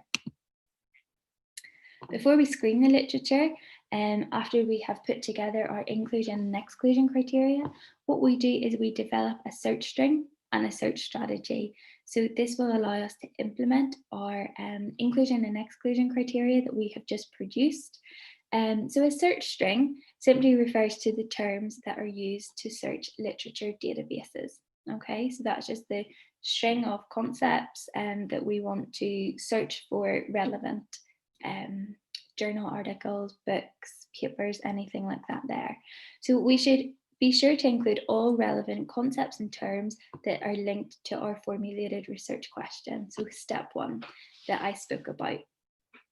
And to ensure that you have the most effective search string, you can play around with it a bit. So you can maybe do a few preliminary searches to see what search string works, what concepts work in a search string, and you can refine this to have the most effective search string for your systematic review. But it's very important that if you do this, when you're writing up your systematic review, just highlight the different search terms that were used and the final one used for your review. And when we are using search strings in different databases, we can use these operators to provide a more effective search string. So these are and, or not. So if we want 2 terms to be included in our search string, we can use and. Okay, so that will include both concepts. So the example I have here is education and attainment. Or we can use or. So this means either term will be present. So trial or experiment, or education or attainment. Okay, so only one of those will be included. And if there's a term that we do not want to be included in our search string, we can put not. Okay, so this means that any studies that have this term after not will not be brought up in our search results. So that's just something to think about for implementing an effective search string. So once we have done step 1 to 3, we are starting to form the basis and the plan of our systematic review. So at this stage, it is important to put together a protocol that will allow you to have a guide of the systematic review that you are hoping to execute.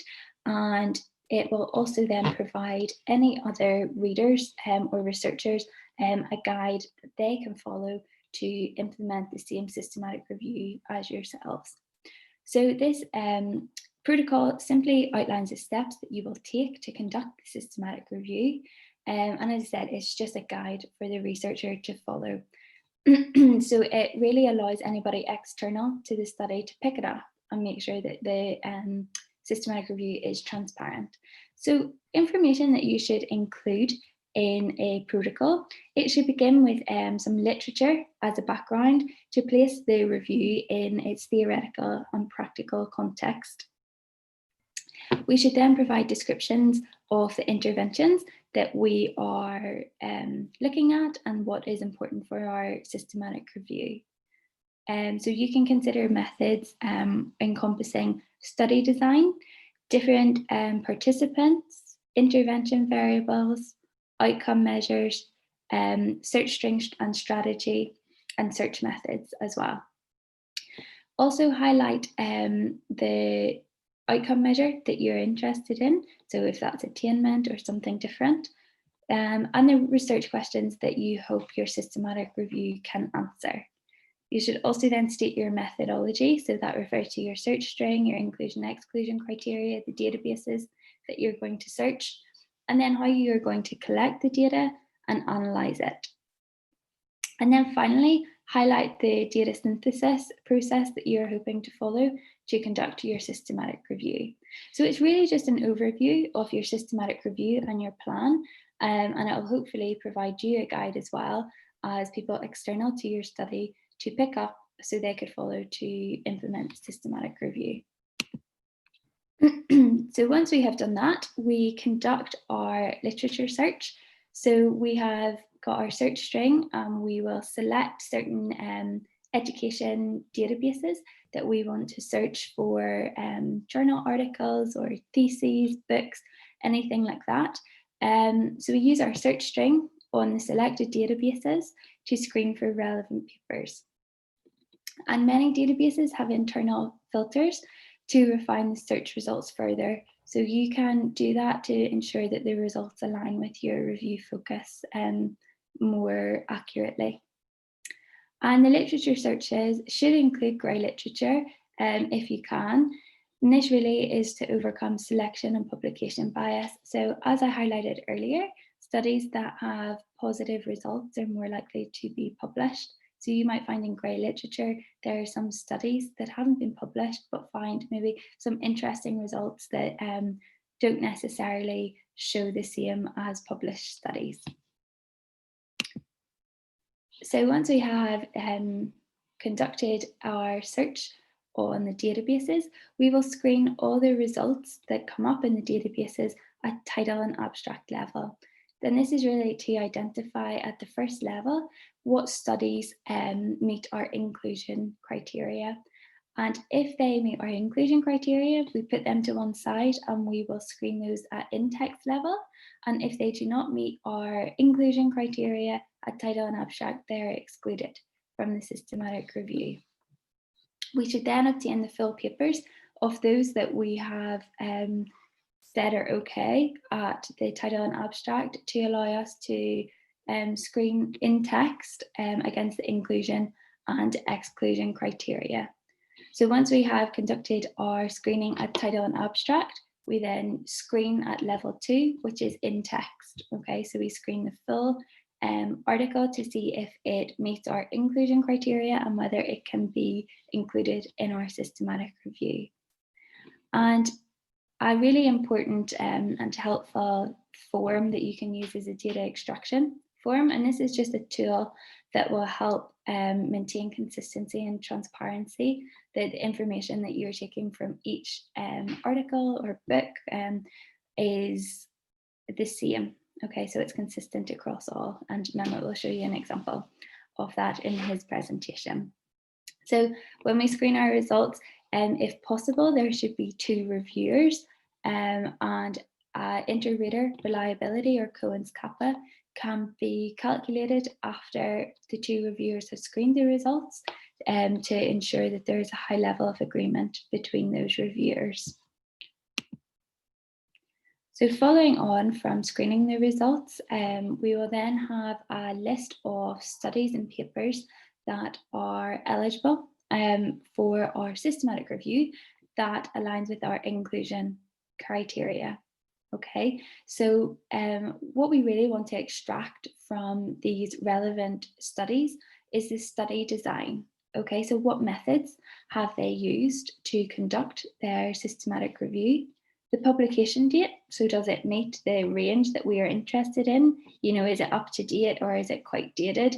Would that have affected any of the results?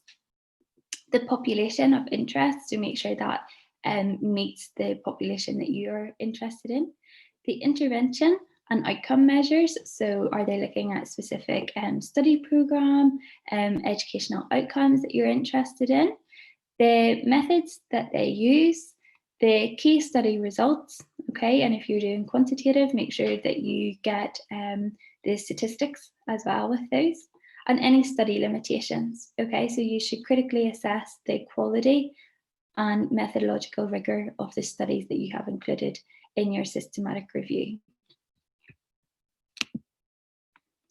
So once you have followed step 7, you will then assess the methodological and overall quality of included studies. And this is really to help identify any potential biases or inaccuracies within the study, whilst also helping you to interpret the data in its practical and theoretical context. So the results from this stage of the systematic review process should be used in your synthesis of the results of the studies included.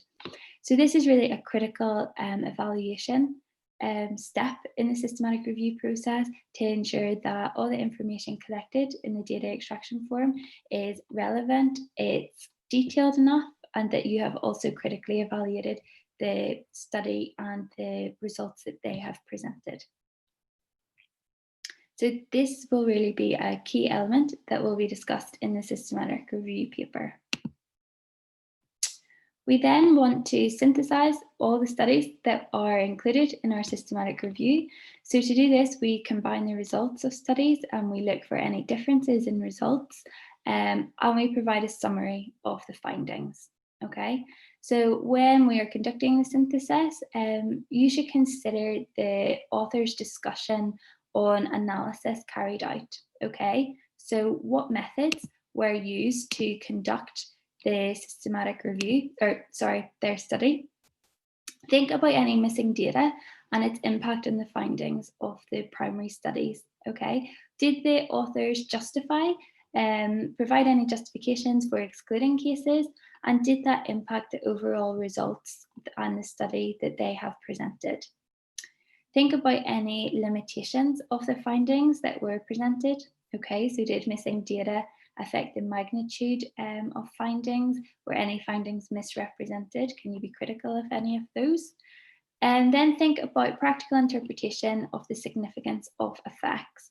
Okay, so results might differ according to the statistical assumptions made and the statistical tests made. So this, of course, refers to if you're looking at quantitative studies in your systematic reviews. So also look at how studies have reported results differently, and think about the methods that they have used and the significance of these to ensure that you are accurately reporting and synthesizing results collectively of the issue in focus. And then make sure that you can distinguish between study generated and synthesis generated evidence. Okay, so synthesis generated evidence may refer that moderator variables have causal effects when this is not the case, which can then lead to validity issues that should be considered by the reviewer when interpreting the evidence. So when we're integrating the results of numerous studies in our systematic review, just think of PICOs again, okay, that we have used to formulate our research question. So think of the populations that are included in the different primary studies included in our systematic reviews, the interventions of interest, the outcomes of interest, the methods used to conduct these studies, the context, the geographical context, theoretical context or setting, and the study design used as well. So by the end of the step, you should have a summary of the research evidence based on the eligible studies that you can include in your systematic review, and you should be able to draw upon the conclusions and generalization of the results to the population and any limitations that you have found in these studies. And then we want to present the results. Okay, so the key areas to report upon are the effects of interventions on outcomes, summary of results that are provided in the studies included in our systematic review, the evidence quality. Okay, so that then going back to being critical of the studies that we've included and looking for any issues, any biases that may have occurred, or limitations that are evident. And then we want to provide our key findings from our systematic review. And if you can, try and refer to these in relation to theoretical framework or maybe a policy framework, or the practical field as well that you're looking at. I know this is a lot of information to take in, especially if you are not used to systematic reviews, but do not worry, because there are multiple readily available guidelines that you can take from the internet, and they will help you to follow a guide similar to this to conduct your systematic review and present your systematic review in a way that will help you get it published. So these include PRISMA guidelines, Campbell collaboration, and Cochrane, and there's a few others that I have highlighted there. So there are different organizations out there that specialize in systematic reviews and have readily available materials to help you on this. So if you can, and if you're interested in doing systematic review, make sure to look at those to help you with your process. And then following doing our systematic review, we should really hope for greater dissemination. Okay, so you can look for journal articles and trying to get your review published in journals, or as I said, there are organizations that specialize in systematic reviews and publishing them, and they include Cochrane and Campbell collaboration. So you can also look at those as well to get your research out there and hopefully have an impact on policy and practice in the field of education. So that is an overview of systematic reviews. I hope that was helpful. I know it was a lot of information to take in, but that is just an overview of the different steps that you should follow to conduct a systematic review. I hope then when Mehmet shows you a practical example, it will show you how these work in practice. So thank you very much for your time and for letting me be here today with you. And I hope you've enjoyed the presentation. Thank you very much. And that was a big enlightenment for some of us, because there's another way to synthesize books or things so that we can get a more understanding to what we read. Before we jump up to a question and answer, it seems like the topic of Mohammed also very highly interrelated to your topic. So it will be better if we directly hand it over to the last presenters. And at the end of the sessions, we directly jump up to the Q&A sessions. Okay, so ladies and gentlemen, after Erin, now we're having our last presenter, Mr. Mohammed. Are you here with us now? Yes, I am. Can you hear me? Sure. You're very clearly audible.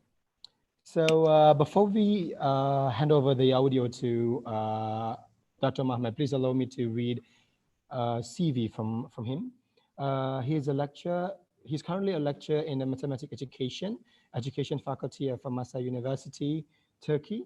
And he also experienced as a teacher assistant at Queen's University, Belfast. And he also worked as a private tutor.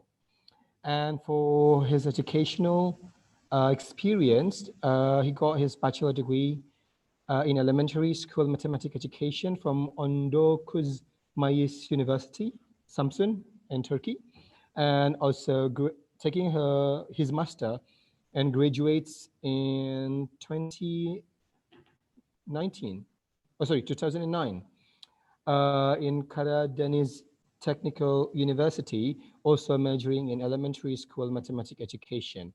And he gained his doctorate degree in education from Queen's University, Belfast, Northern Ireland, United Kingdom. And he also working on some projects. He working on the concept of maps from learning websites. One of the web is cabrib.com about geometry software. and he has been conducted various research on his expertise. And now, without further ado, I hand it over the microphone to Mohammed. Hello, everyone. Thank you for those who host this webinar. And thank you for also my colleague Erin for introducing systematic review. And can I start my presentation now? Sure. Let me Yeah. share your slides. Okay. Wait. So, Mohammed, please let me know if you have to moving to the next slide, or I have to come back to the previous slide. So, like I'm really missed all the slide from Erin. I'm pretty sorry for that. So okay, like just, you know, let me find the file first. I think it has to be here. Almost all of my slide has numbers like 1.1. Like before Yeah. introducing my slide, I can tell you the number so that you can move from one slide to another one. It has to be there. Wait. Sorry to wait a little bit. What I found it. Wait. There you go. So can you see the screen now?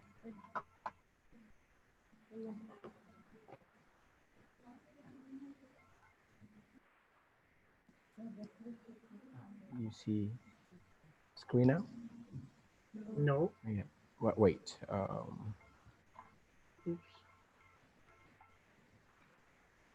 How about now? Yes. Yes. So again, the floor is yours. Oops. You can start. All right.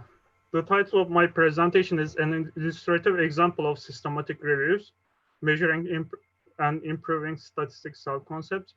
These are the systematic reviews that we conducted when I was PhD student at Queen's. I did it with two of my supervisors, Ellen Thurston, Sarah Miller, and my colleague Erin. She's just presented her presentation about systematic reviews. While doing systematic reviews, we have encountered several problems. Also, as Erin mentioned, there are many guidelines about how to do systematic reviews. So we sort of synthesized these guidelines. We had how many steps? Like 14 steps of conducting systematic review. Then we categorized these steps into three categories, like introduction, method, and writing your results. Our introduction part has 5 stages. The first one, 101, is formulating research question. As Erin mentioned, that there are several frameworks for formulating research questions or conducting systematic reviews. We found very easy to use the PICO framework because it is very simple: population, intervention, comparison, and outcome. As you can see, like we have two different research questions here. The first one, how can university students' self-concept can be measured? Second one, which interventions can improve university students' statistics self-concepts? As you can see here, our outcome is statistics self-concept. Our population is university students. We don't know the interventions, so we are aimed to find out which interventions are more effective on improving students' self-concepts. So next step is to define your intervention or outcome clearly. In this case, as I mentioned earlier, we don't have any specific intervention. So we clearly define our outcome. Our outcome is statistical concept. It refers to one's evaluation of their own confidence in a domain. There are two other self-belief concepts that are similar to self-concept. They are mostly very confusing.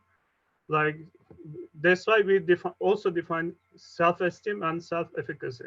For example, self-efficacy revolves one's assessment of own ability of accomplishing particular task. This is like the task level.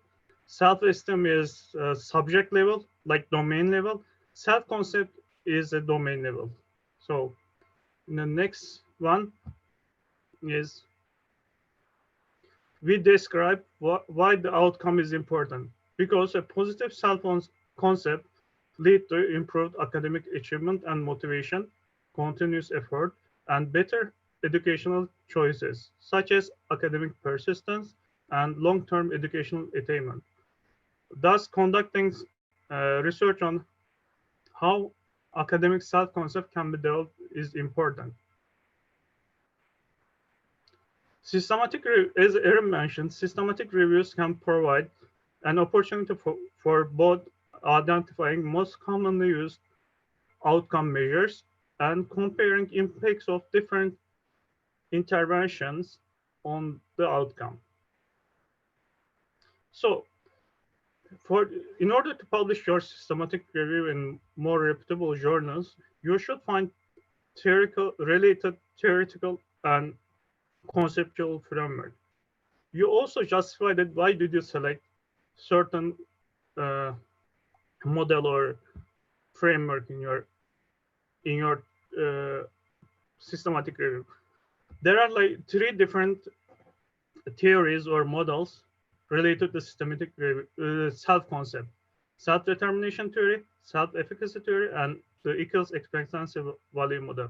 In our paper, we clearly describe that why we cannot use self-determination theory and self-efficacy theory, and we clearly describe that why we use equals expectancy value model. And the last one, you should conduct rapid review of related systematic review or meta-analysis. It will show that there is a need in your field.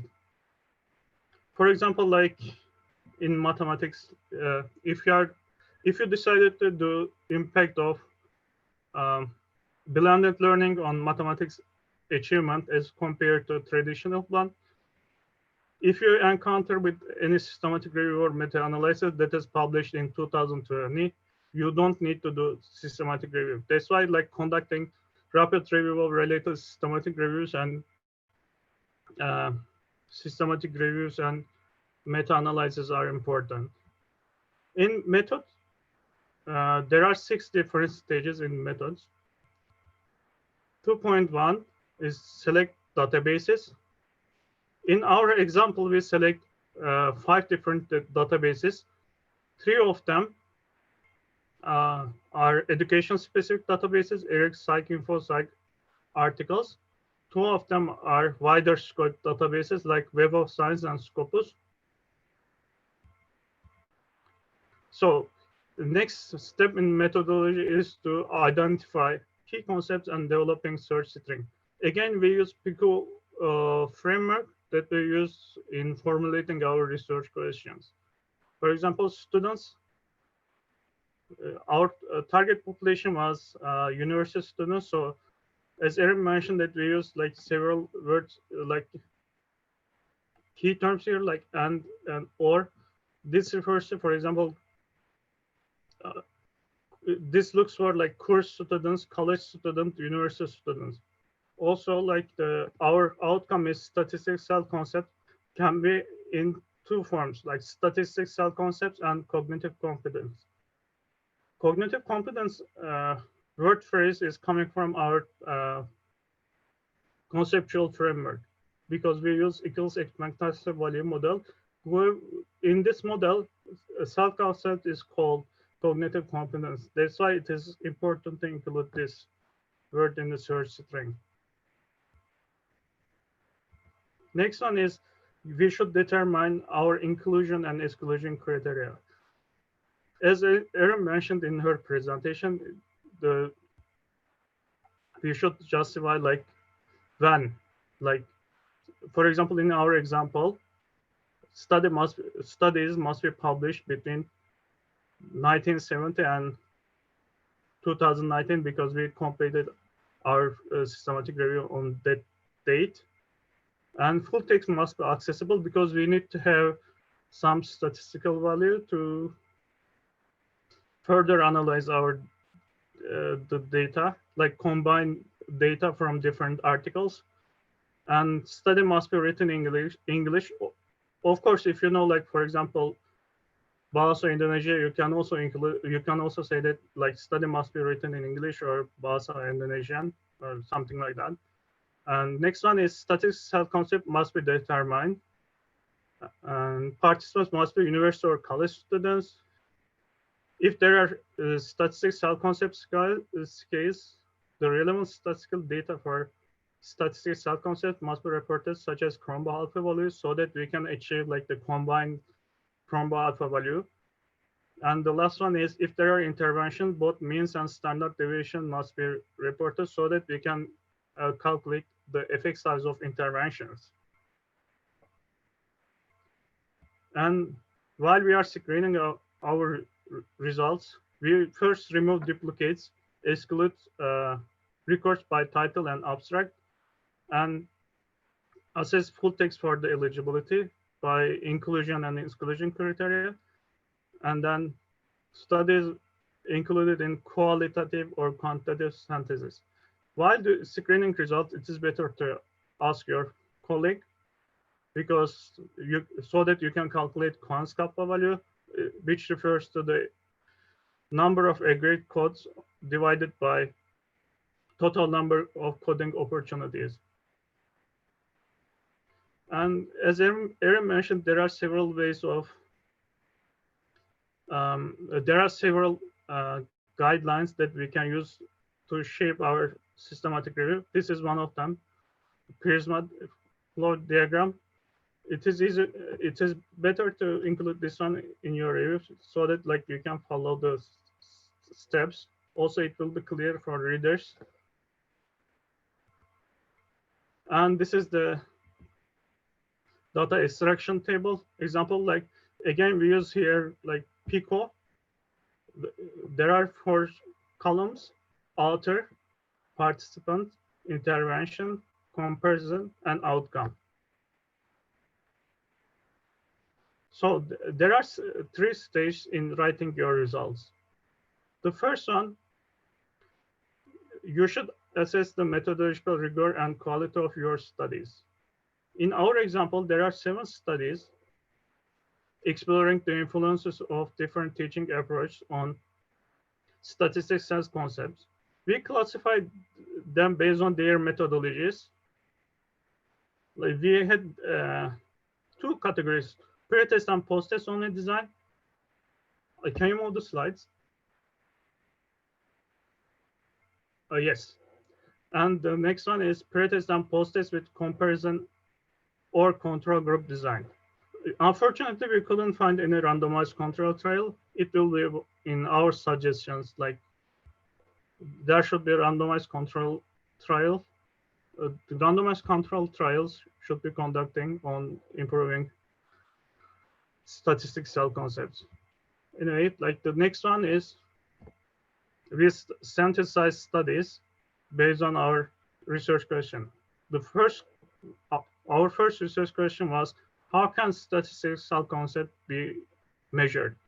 We identified 11 studies. Yes, sorry, 21 studies. 13 of them used like stats 36 scale. 7 of them used stats 28. Stats 28 is the revised version of stats 28. So it is suggested to use the newer version of the scale. We also figured out there is another one, Attitudes Towards Statistics and Technology scale. So here you can see that there is a diagram. It's like we sort of combine 2 different scales to figure out that, because such scale doesn't measure anything about learning statistics with technology. Another one is difficulty, effort, and interest, 2 important components of statistics attitude. So it has to measure. That's why we combine all of them in our new study. We suggest researchers to use new scale consisting of 8 subscales. And we figured out that there are only 6 interventions, 6 different interventions aiming to improve statistical concept. We sorted by their effect sizes. The most effective one, web augmented learning approach, and digital. Another one is digital teaching materials, and the weakest one is mostly lecture-centered lectures, because these are like the traditional methods. Also, like while you are presenting results, you should pay attention who is going to read your systematic review. For example, in our systematic reviews, we think that like there are 2 different audiences: statistics lecturers and researchers. That's why we included recommendations for both, like the recommendations for statistics lecturers and recommendations for researchers. This is the end of my presentation. Thank you for listening. Now you can ask us any questions about systematic reviews.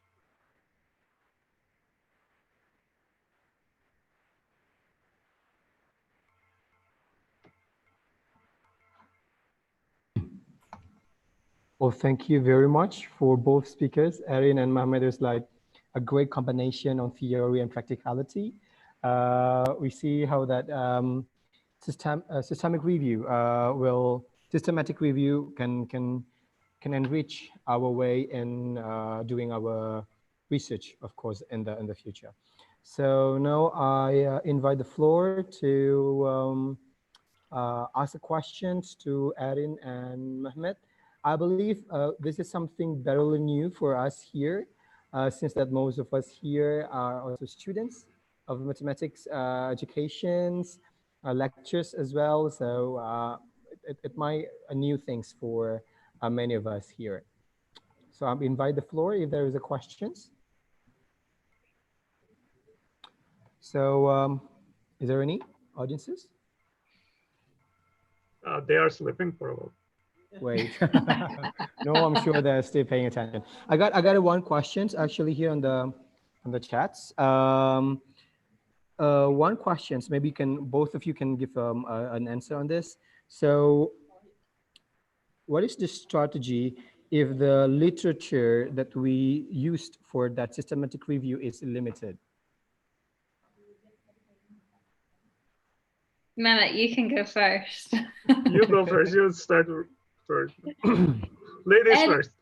So if you have limited literature on the topic that you're interested in, that's okay. For as long as there are a couple of studies out there that you can systematically review through inclusion and exclusion criteria, that's okay. You don't need to have, like 20 studies to do a systematic review. In fact, Mehmet, what would you say the minimum number of studies that you could include in a systematic review? They often say like the number is not matter. For example, like it could be like either 2 or 3.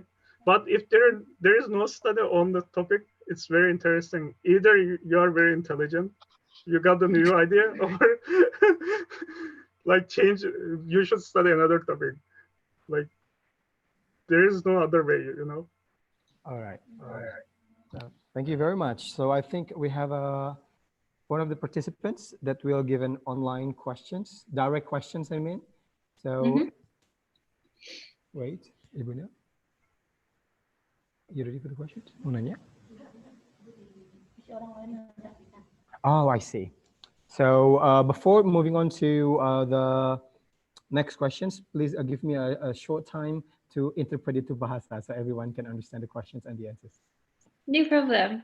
Yes, jadi pertanyaan tadi yang disampaikan adalah bagaimana saat kita melakukan literature review atau studi sistematis ini, bagaimana kalau bacaan kitanya terbatas.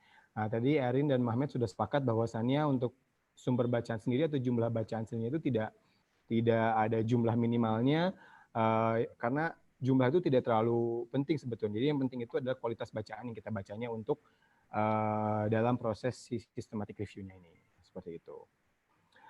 So I think I'll give another more questions. Pertanyaan lainnya, is there any specific aspect, for example, that if we want to do a systematic review, is there a specific standard of the literature that we can review or we cannot review? Actually, there is no, like, you can do whatever you like, because in our case, sorry, like there was limited literature on statistical concepts. We couldn't find almost any theory about it. And then we start reading about mathematics style concept because it is widely studied. So you can always find similar topics, I mean, in different subjects. All right. For example, like if you cannot find something about, for example, like teaching French, you can always adopt theories like teaching English or teaching literature, whatever. I see.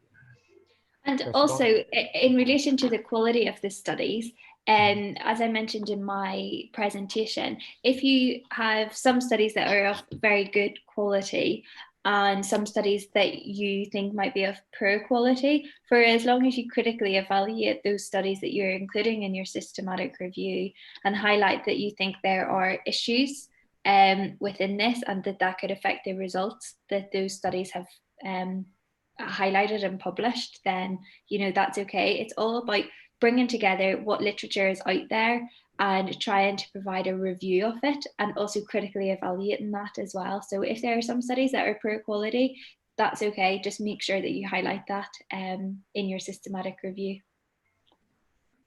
Well, that's very interesting though. So let me invite Kurnia Dwi Lestari. Is Kurnia Dwi Lestari here? She's just raising her hand. She just want to deliver direct questions to the speakers. Kurnia Dwi Lestari, is she here? Wait, unmute. You still here? Hello, Kurnia Dwi?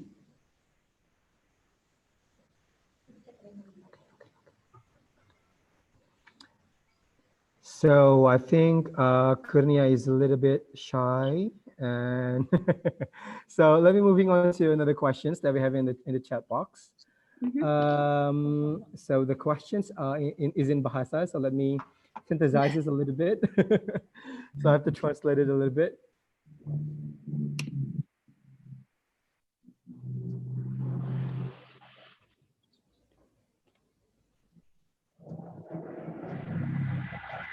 Oh, well, the main ideas of the questions is when we're synthesizing mathematically or in another subjects and we are analyzing the books, we also found a bias, right? So sometimes the book that we read and then I will synthesize is a little unclear. So how the tips to maximize the bias during the process of synthesizing? Is that understandable questions? Is it minimizing bias or maximizing bias? Minimizing. All right, okay.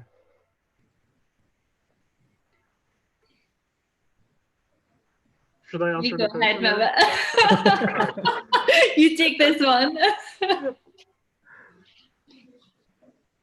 All right, so like when you analyze the studies, like you should be clear. That's why like we recommend doing systematic reviews with colleague, so that will really helpful. Like I think this is the most important step or strategy that you can avoid like publication bias or something like that. There are also like the funnel chart, as far as I can remember. Like it shows that whether you have like publication bias or not. That's the basic two things that I can recommend to avoid publication bias. Okay. So, Erin, you want to add some more? I think if you have a article that you think there might be bias within, so you know that it has confirmation bias or anything like that there. If you think that, again, when you're critically evaluating the articles that you have included in your systematic review, if you just highlight that, you know, you think that there is evidence of bias and you think that this is a weakness in your opinion, that's also what I would highlight. But in relation to what Mehmet said, it's definitely very important to minimize bias and error from the authors of a systematic review point as well. And by doing that, or by trying to overcome that, it's important if you can get a colleague to help you with your screening and data extracting of the key elements of the studies included. So both are very important parts.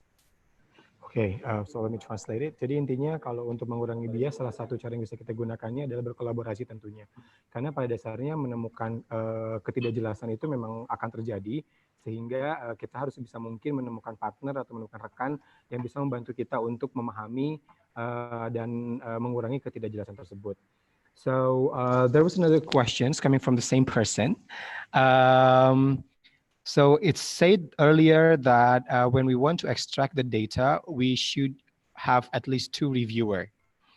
And is there any level of agreement between the 2 reviewer or more? Do you mean should we include like more than 2 reviewers? Yeah, it's previously, he said that previously explained that we want to perform our result, we should have at least 2 reviewer. Yeah. Yes. So, so is there any level of agreement between the 2 reviewer, either that result is accepted or all right, or rejected? Like, there is no golden rule for that, but like 0.7 and above is accepted. Like the when you calculate coins kappa, 0.7 and above. Okay. Like 70% and above. But it is better served like around 85, 80, 90, so on.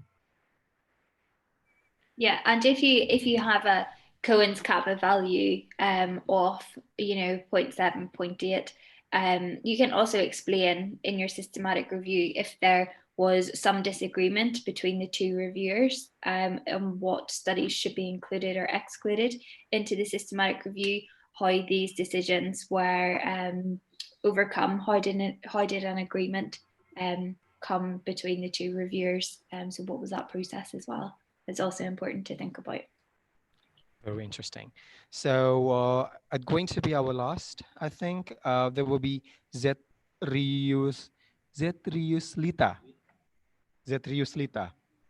Is it she or he? Are you still here? Zetrius Lita? Unmute dulu.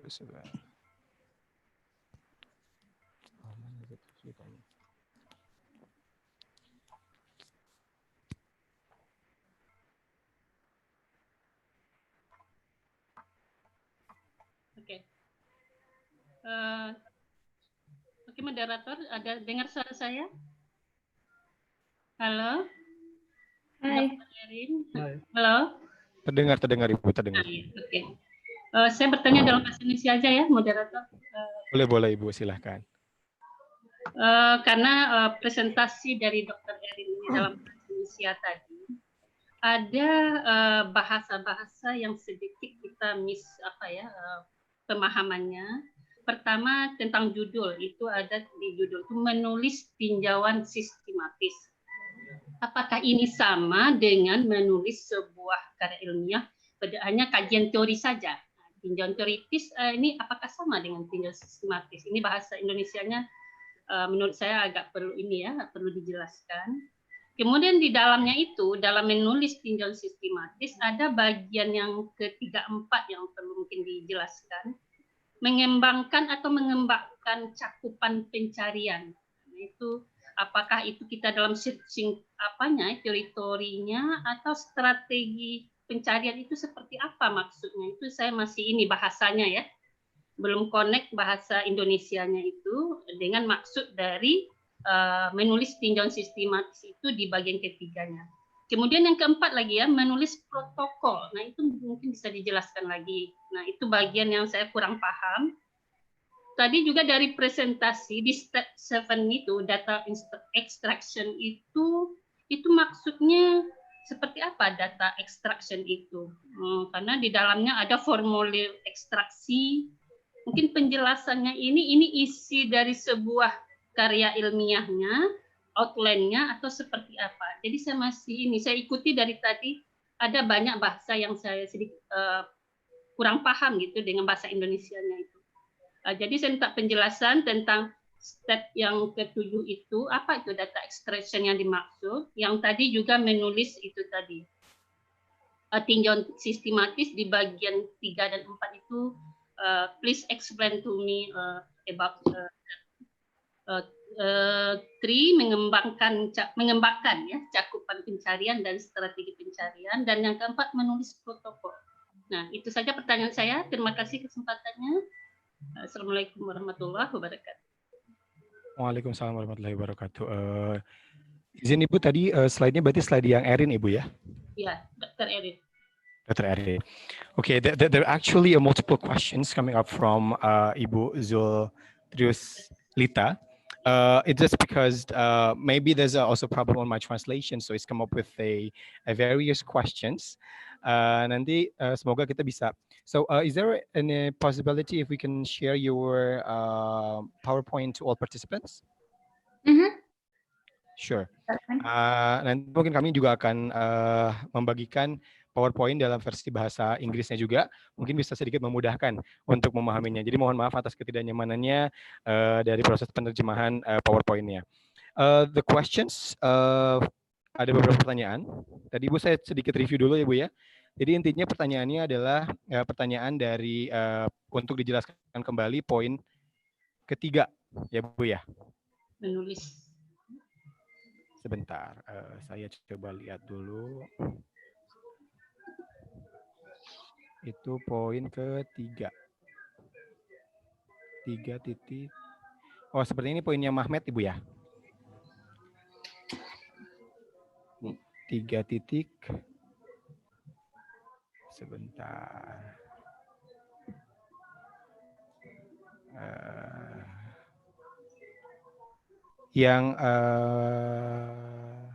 Sebentar Ibu. Okay, so the questions is, the first questions, it's talking about the titles of the systematic review. Is that a kind of literature review, or that is a research in general? So is that an action or similar with the literature review, or there is just a all package of the research itself? So your research question that you formulate should be a question that you use to structure your systematic review. Okay, so you should have an overarching question that you're interested in, and the literature review, the background literature review that you include should be related to that question. But the overall question is what kind of steers your topic and your interest in your systematic review. However, you can have within your systematic review some smaller research questions that you are interested in looking at, if you wish. Okay.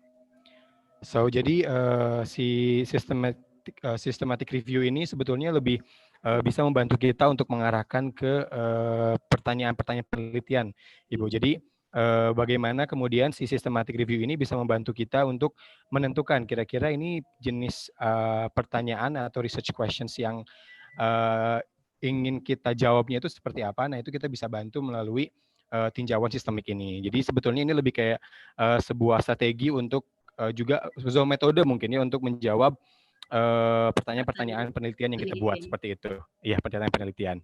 Itu yang pertama. Yang ketiga itu ya. Iya, iya Ibu. Berikutnya juga sepertinya sudah terjawab Ibu ya, apakah tinjauan ini merupakan pengembangan strategi pencarian Ibu ya? Iya, Apa itu maksudnya pengembangan strategi pencarian Ibu ya? iya, betul. Ya, gitu. Yeah. The next questions, Erin, is talking about the string of research, string of search. Is that right? Yeah, search string. Yeah, the search string.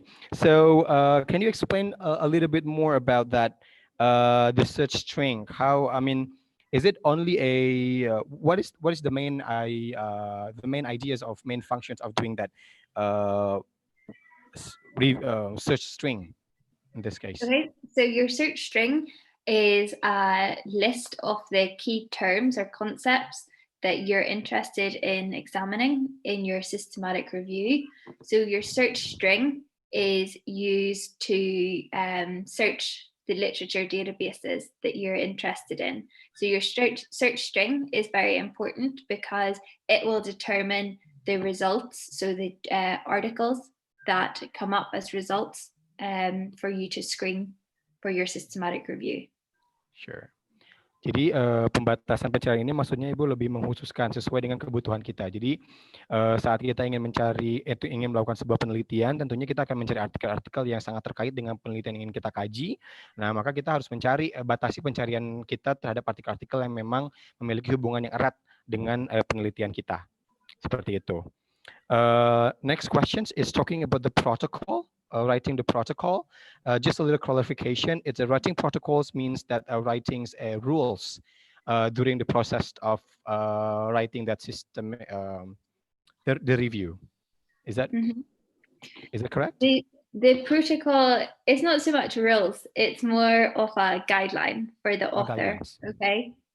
So it's really to highlight what the systematic review is interested in looking at.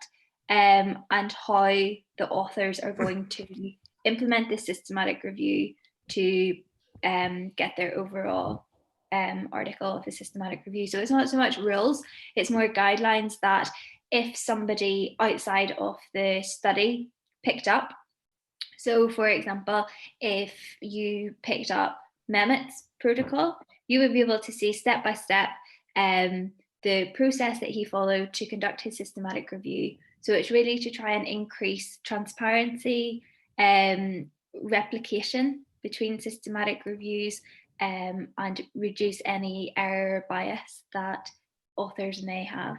Mehmet, isn't that okay? Yeah. You can also send your protocol to like Campbell Collaboration and other organizations about systematic reviews. They can give you feedback.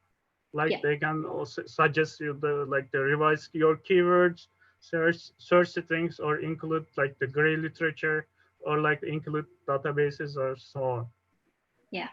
Yeah, very interesting. So, jadi intinya Ibu, protokol ini memang hanya sebagai guidelines atau framework yang kita buat saat kita ingin melakukan sebuah systematic review. Jadi intinya kita sebagai seorang penulisnya nanti yang membuat systematic review-nya, kita akan membuat seperti guidelines-nya atau framework-nya apa aja yang harus kita temukan. Kalau ada yang ingin kita ajak kolaborasi, pembagian tugasnya seperti apa. Jadi itu seperti menulis guidelines-nya. Seperti itu Ibu. Saya harap bisa cukup memenuhi apa yang Ibu tanyakan.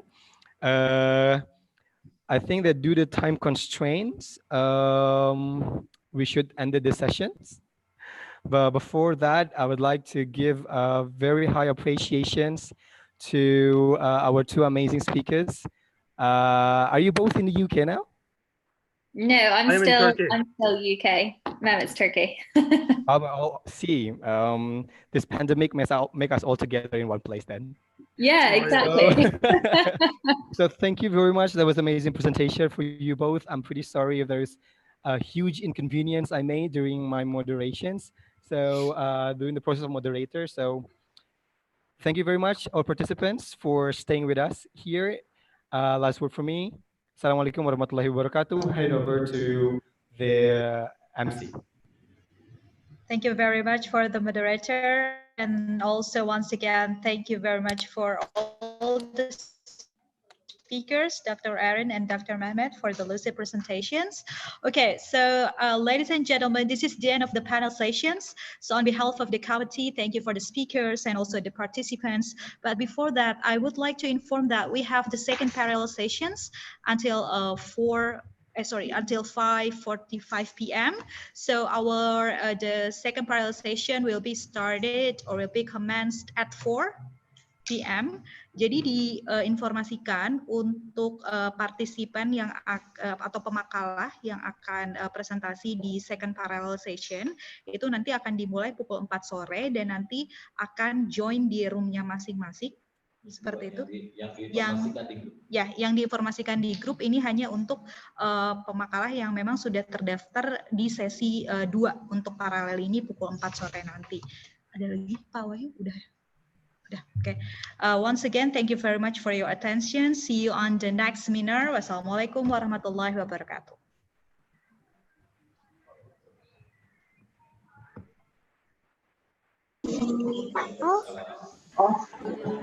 Kan aku mau nih. Saya tanya nanti di luar sini. You may. Oke. Muhammad tahu dah.